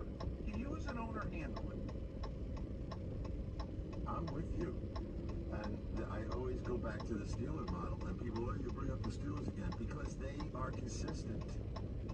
They didn't go crazy and fire Bill Cowher when he had a 6-10 season. They gave him a pay raise and an extension. Why? Because they thought, we got our coach.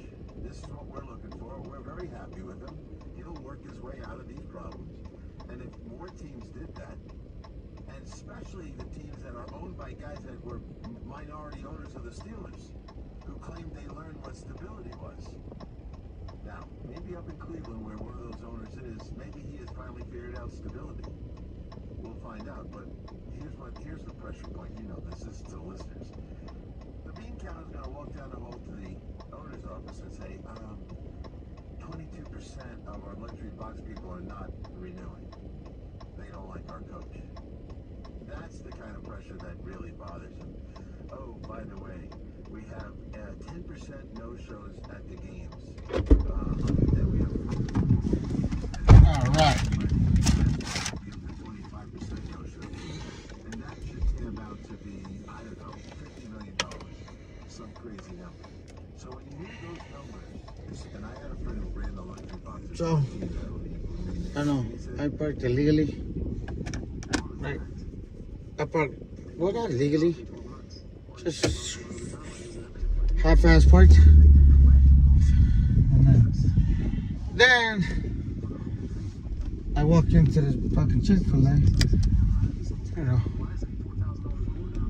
and as I'm walking in, I don't know, maybe 10 cops were standing right there. I just looked at them like, fuck!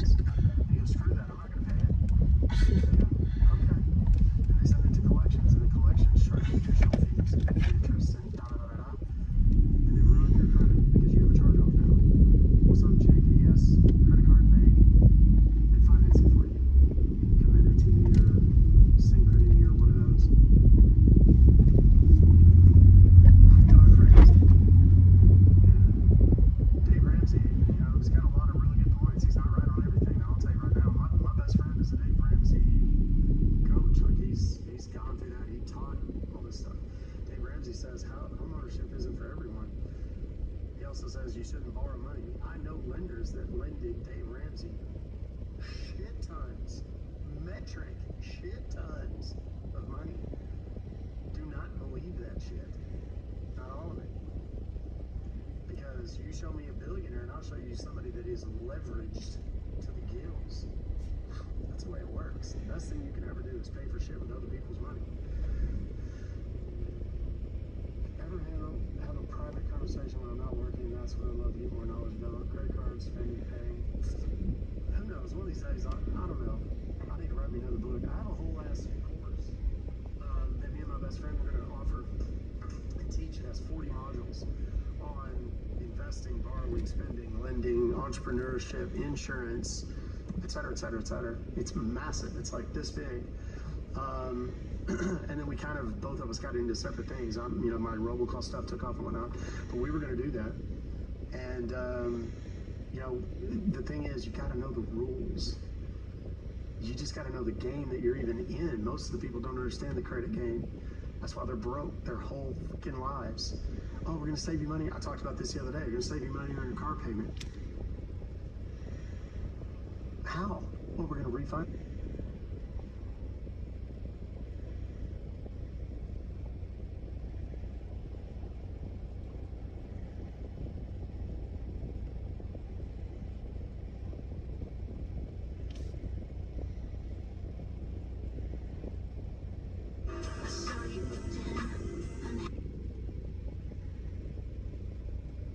Guest list, bottle service and tickets for Live Nightclub Las Vegas during F1 Race Weekend is now available. Thursday we have Dom Gala. Friday we have John Summit featuring Clooney for After Hours. You guys are getting 2 main DJs in one night. Calvin Harris on Saturday and Metro Boomin on Sunday.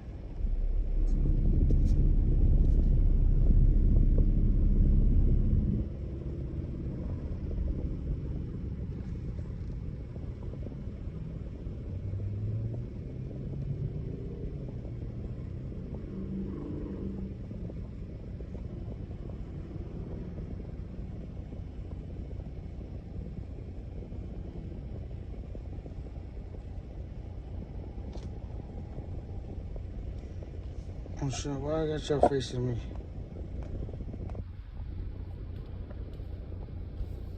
Y'all remember this?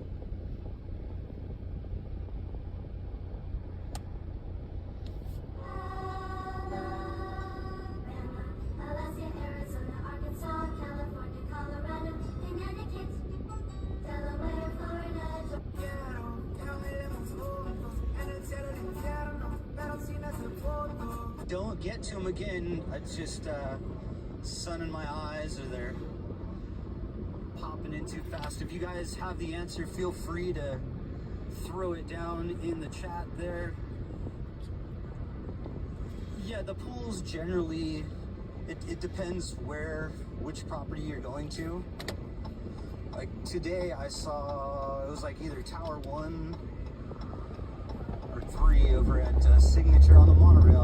You pass by all the pools. MGM Grand had one of their big pools open, and it seemed like it was kind of busy. So, I don't know, you can still get some sun.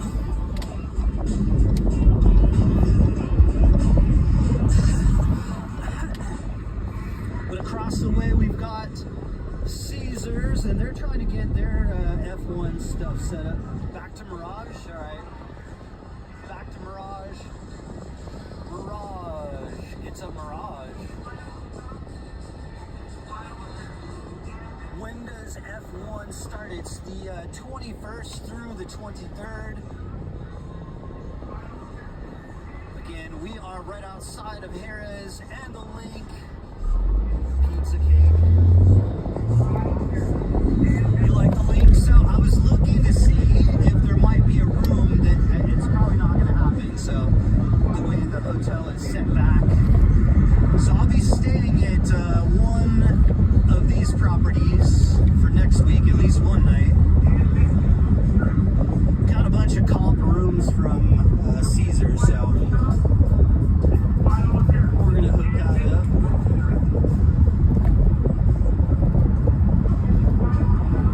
So I might have to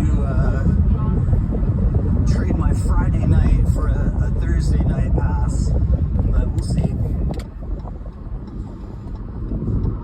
Or just go both nights, why not?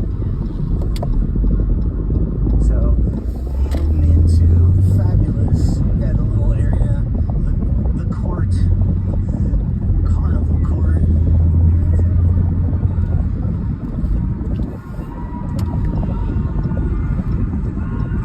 Yeah, so that's the 21st is a Thursday, yeah. That's the first day of the race. Those are qualifiers, qualies, whatever the heck they call them, but Saturday is the actual race, and they're all at night. So Thursday, Friday, Saturday, Sunday is basically the hangover day.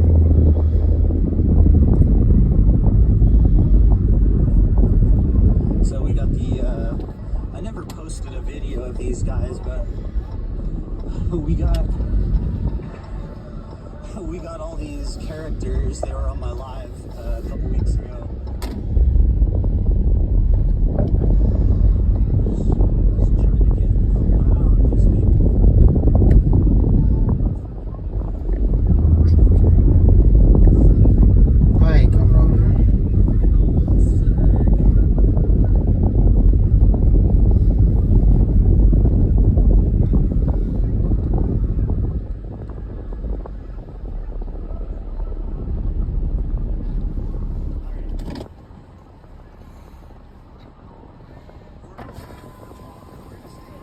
Hello.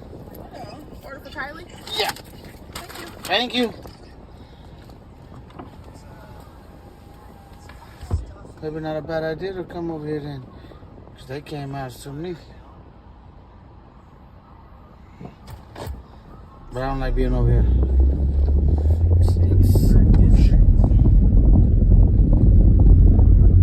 It's not the safest or cleanest neighborhoods.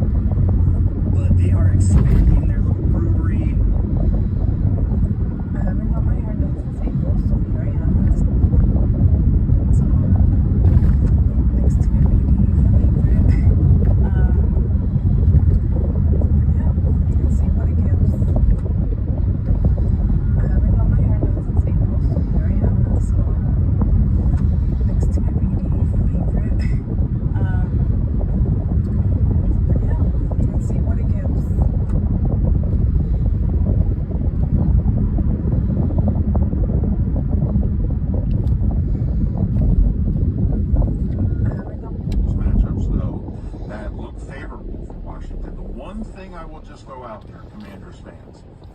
The Bucs are 4-6. They will be favored in 6 of their final 7 games.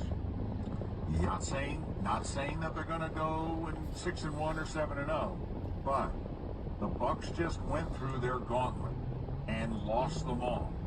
But if, in theory, they play at that level with the remaining schedule and they start to get a little healthier, which they're supposed to get Evans back after the bye. What are they fucking running? What, do they own the house together? Week 1, Tampa Bay beat Washington. So that's why if I'm... That's the first thing I said. Yes. That's the first thing I said. Are connected. What we don't know based off of this reporting is if these... That's the first thing I said. It has to be an inside job. It has to be. How do you get past 2 gates? Developing tonight, the Chiefs' star QB and tight end both now at the center of active burglary investigations. This after both of their residences were targeted. The thieves hit the homes within a day of each other in October, one early Sunday morning, another during the team's Monday night football game against the Saints. Thanks for joining us at 9 tonight. I'm Bria Love. And I'm John Holt. Law enforcement agencies on both sides of the state line are investigating the burglaries. And tonight, TMZ reports the FBI is now involved in the investigation. Fox 4's Malik Jackson has been looking into all of this. Here to break down what we know so far. Malik. John and Bria, Fox 4 began asking questions in both of these cases weeks ago. When getting information has been anything but easy, but we've been able to piece together quite a bit. Let's start off with quarterback Patrick Mahomes. Mahomes lives in Cass County, in a gated community in what is called the village of Lock Floyd. Everyone passes through one gate for the village, but from Mahomes' house, you go through 2 gates. Cass County deputies say this burglary happened Sunday, October 6th. Fox 4 has independently confirmed a bodyguard of the Mahomes' family called police. The report showed no forced entry. Police would not indicate whether anyone was at home at the time this was all going down. Now let's cross over to the other side of the state line and the home of Chiefs tight end Travis Kelce, who also lives in a gated community in Leawood, Kansas. A burglary happened at his home Monday, October 7th, according to TMZ, right after kickoff of the Saints Monday Night Football game. The crime was not reported until the next day. TMZ reports that police indicated Kelce's back door was damaged and $20,000 in cash was stolen. After the game, sources say Travis Kelce and Taylor Swift stayed at a downtown hotel. Fox 4 spoke with a security expert, Mike Barberi, who currently runs a company that specializes in details for high-profile clients. And he says in his mind, what has happened here is clear as day. Sounds to me like an inside job. It also sounds to me like a group of people may be participating in these high-end burglaries. They are obviously, pretty smart, and we always think criminals are dumb, but they're not. So these guys are pretty sharp, We don't know what was stolen from Mahomes' house, but Barberi says because of the high-profile nature of this case, law enforcement will do their best to keep a lot of this evidence under wraps. Now, as far as whether this is an isolated case, it is unclear, but Barberi says in his eyes, these are connected. What we don't know based off of this reporting is based off of this reporting is that all of these agencies are working together to track down who could be responsible. Bria.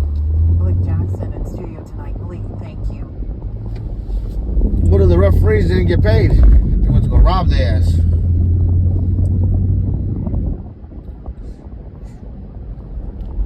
They forgot to give one of the referees their commission that week.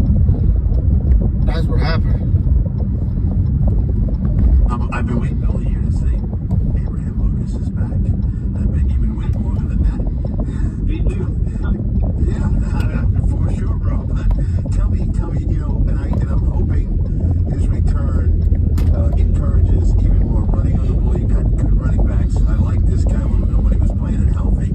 A little bit on him and what the ripple effect of his return to the offense. Well, you're still looking at, there's a progression here. So I wish I could be in and say, hey, he hasn't played in a year and he's going to come in and he's a 100%, play 100% of the snaps, today. But that's not the prudent thing to do, nor is it, the best thing for him or us. So, there's a progression here that we'll see how it works out over the course of the week into Sunday. If and when he's out there, we're really excited about it. The practice reps that he has had, he's looked really good. But I think that this is a guy that he's just a tough, physical son of a gun that plays our style of ball. So the more guys you got out there, wherever it is, whether it be O-line or linebacker or whatever, if guys play like that, those are the guys that we want. And when they're out there, we're excited that they're battling for us. First bye week as a head coach, what do you think the biggest thing coming out of it will be? Will it just be the rest and getting healthy for a tough stretch run? Do you think it will be the taking of inventory, self-scouting of you and the coaching staff? What do you think will be the biggest benefit for you and the Seahawks coming out of the bye?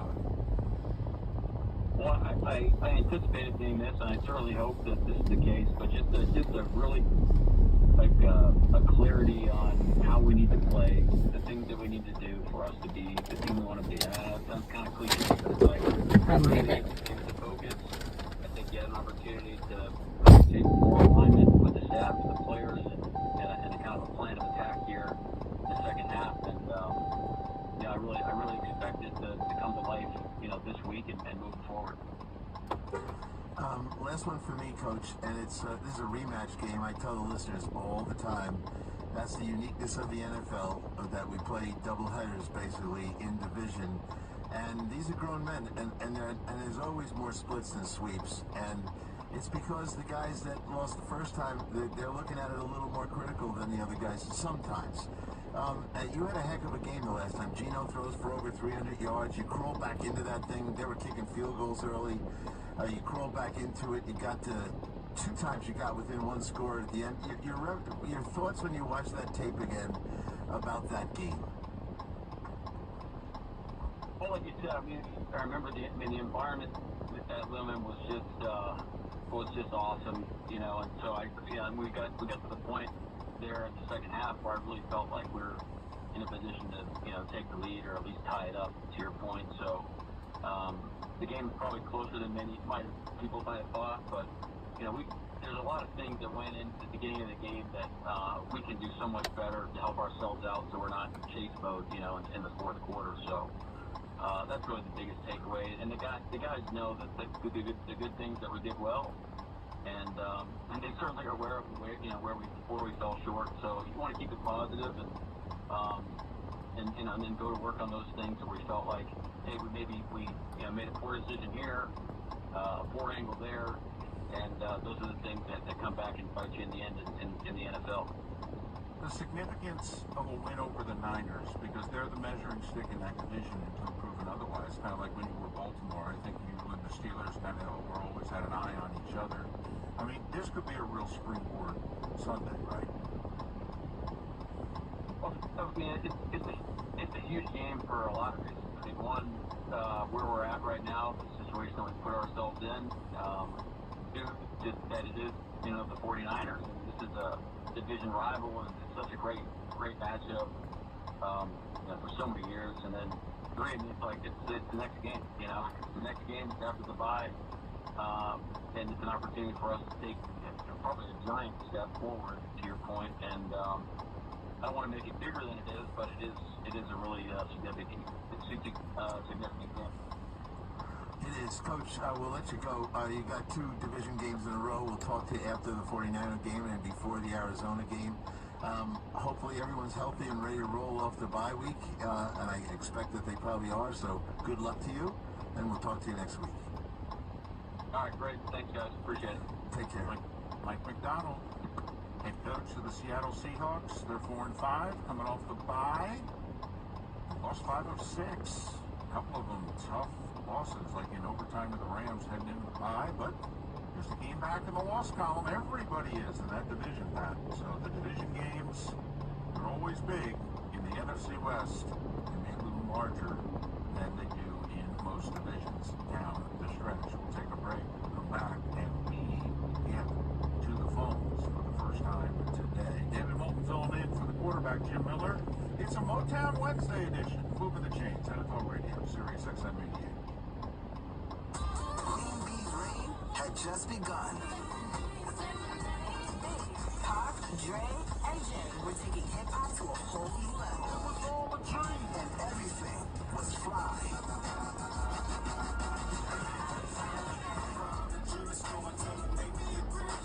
Sirius XM Fly, a channel featuring hip-hop and R&B from the 90s and 2000s. Throw it back now on Channel 50 and the Sirius XM app.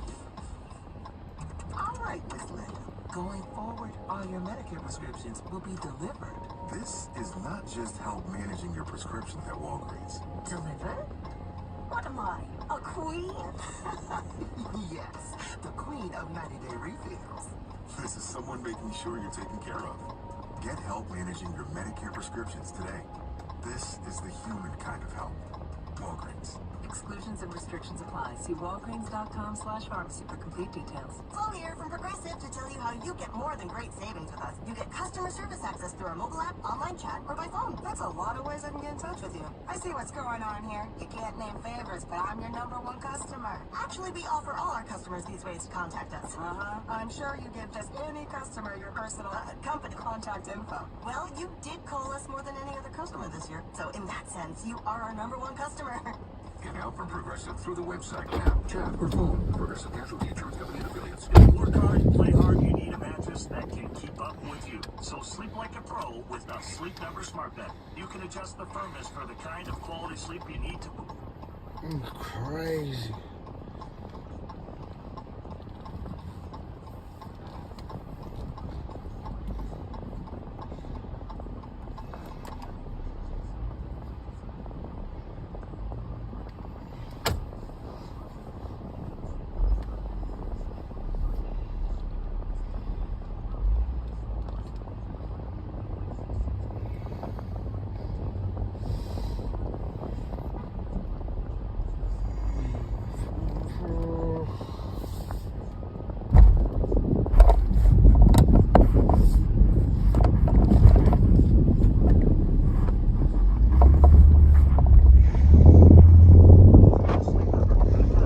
/FTC. See store for details.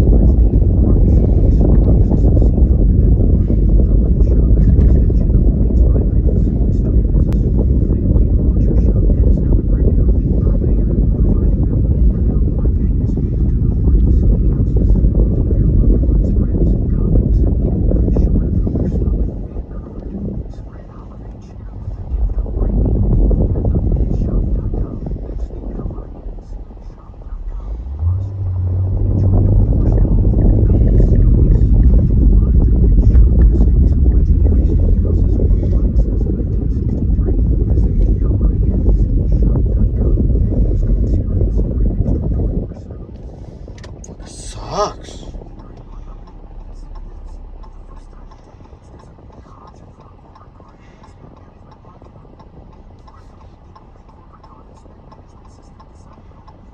Rachel, what the hell is that?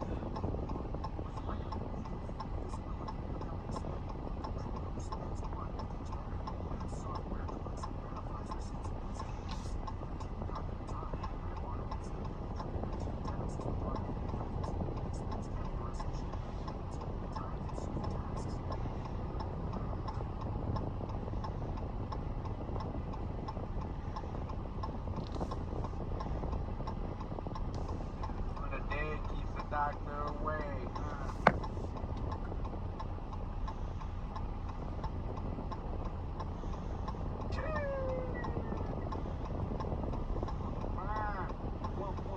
Palito, pendejo.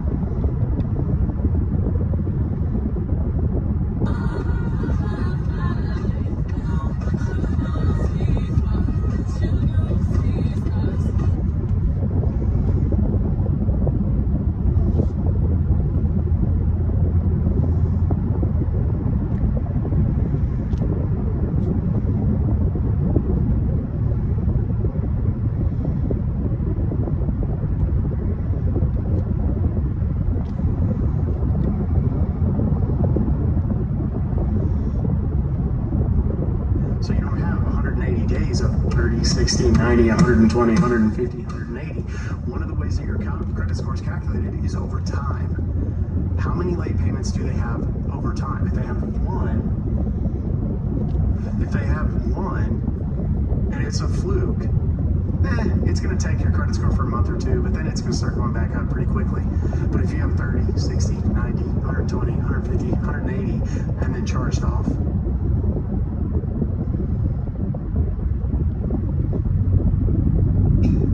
maybe you have a couple 30-day lates, then you have all of your debt wiped out. He's not at risk anymore, he has no debt.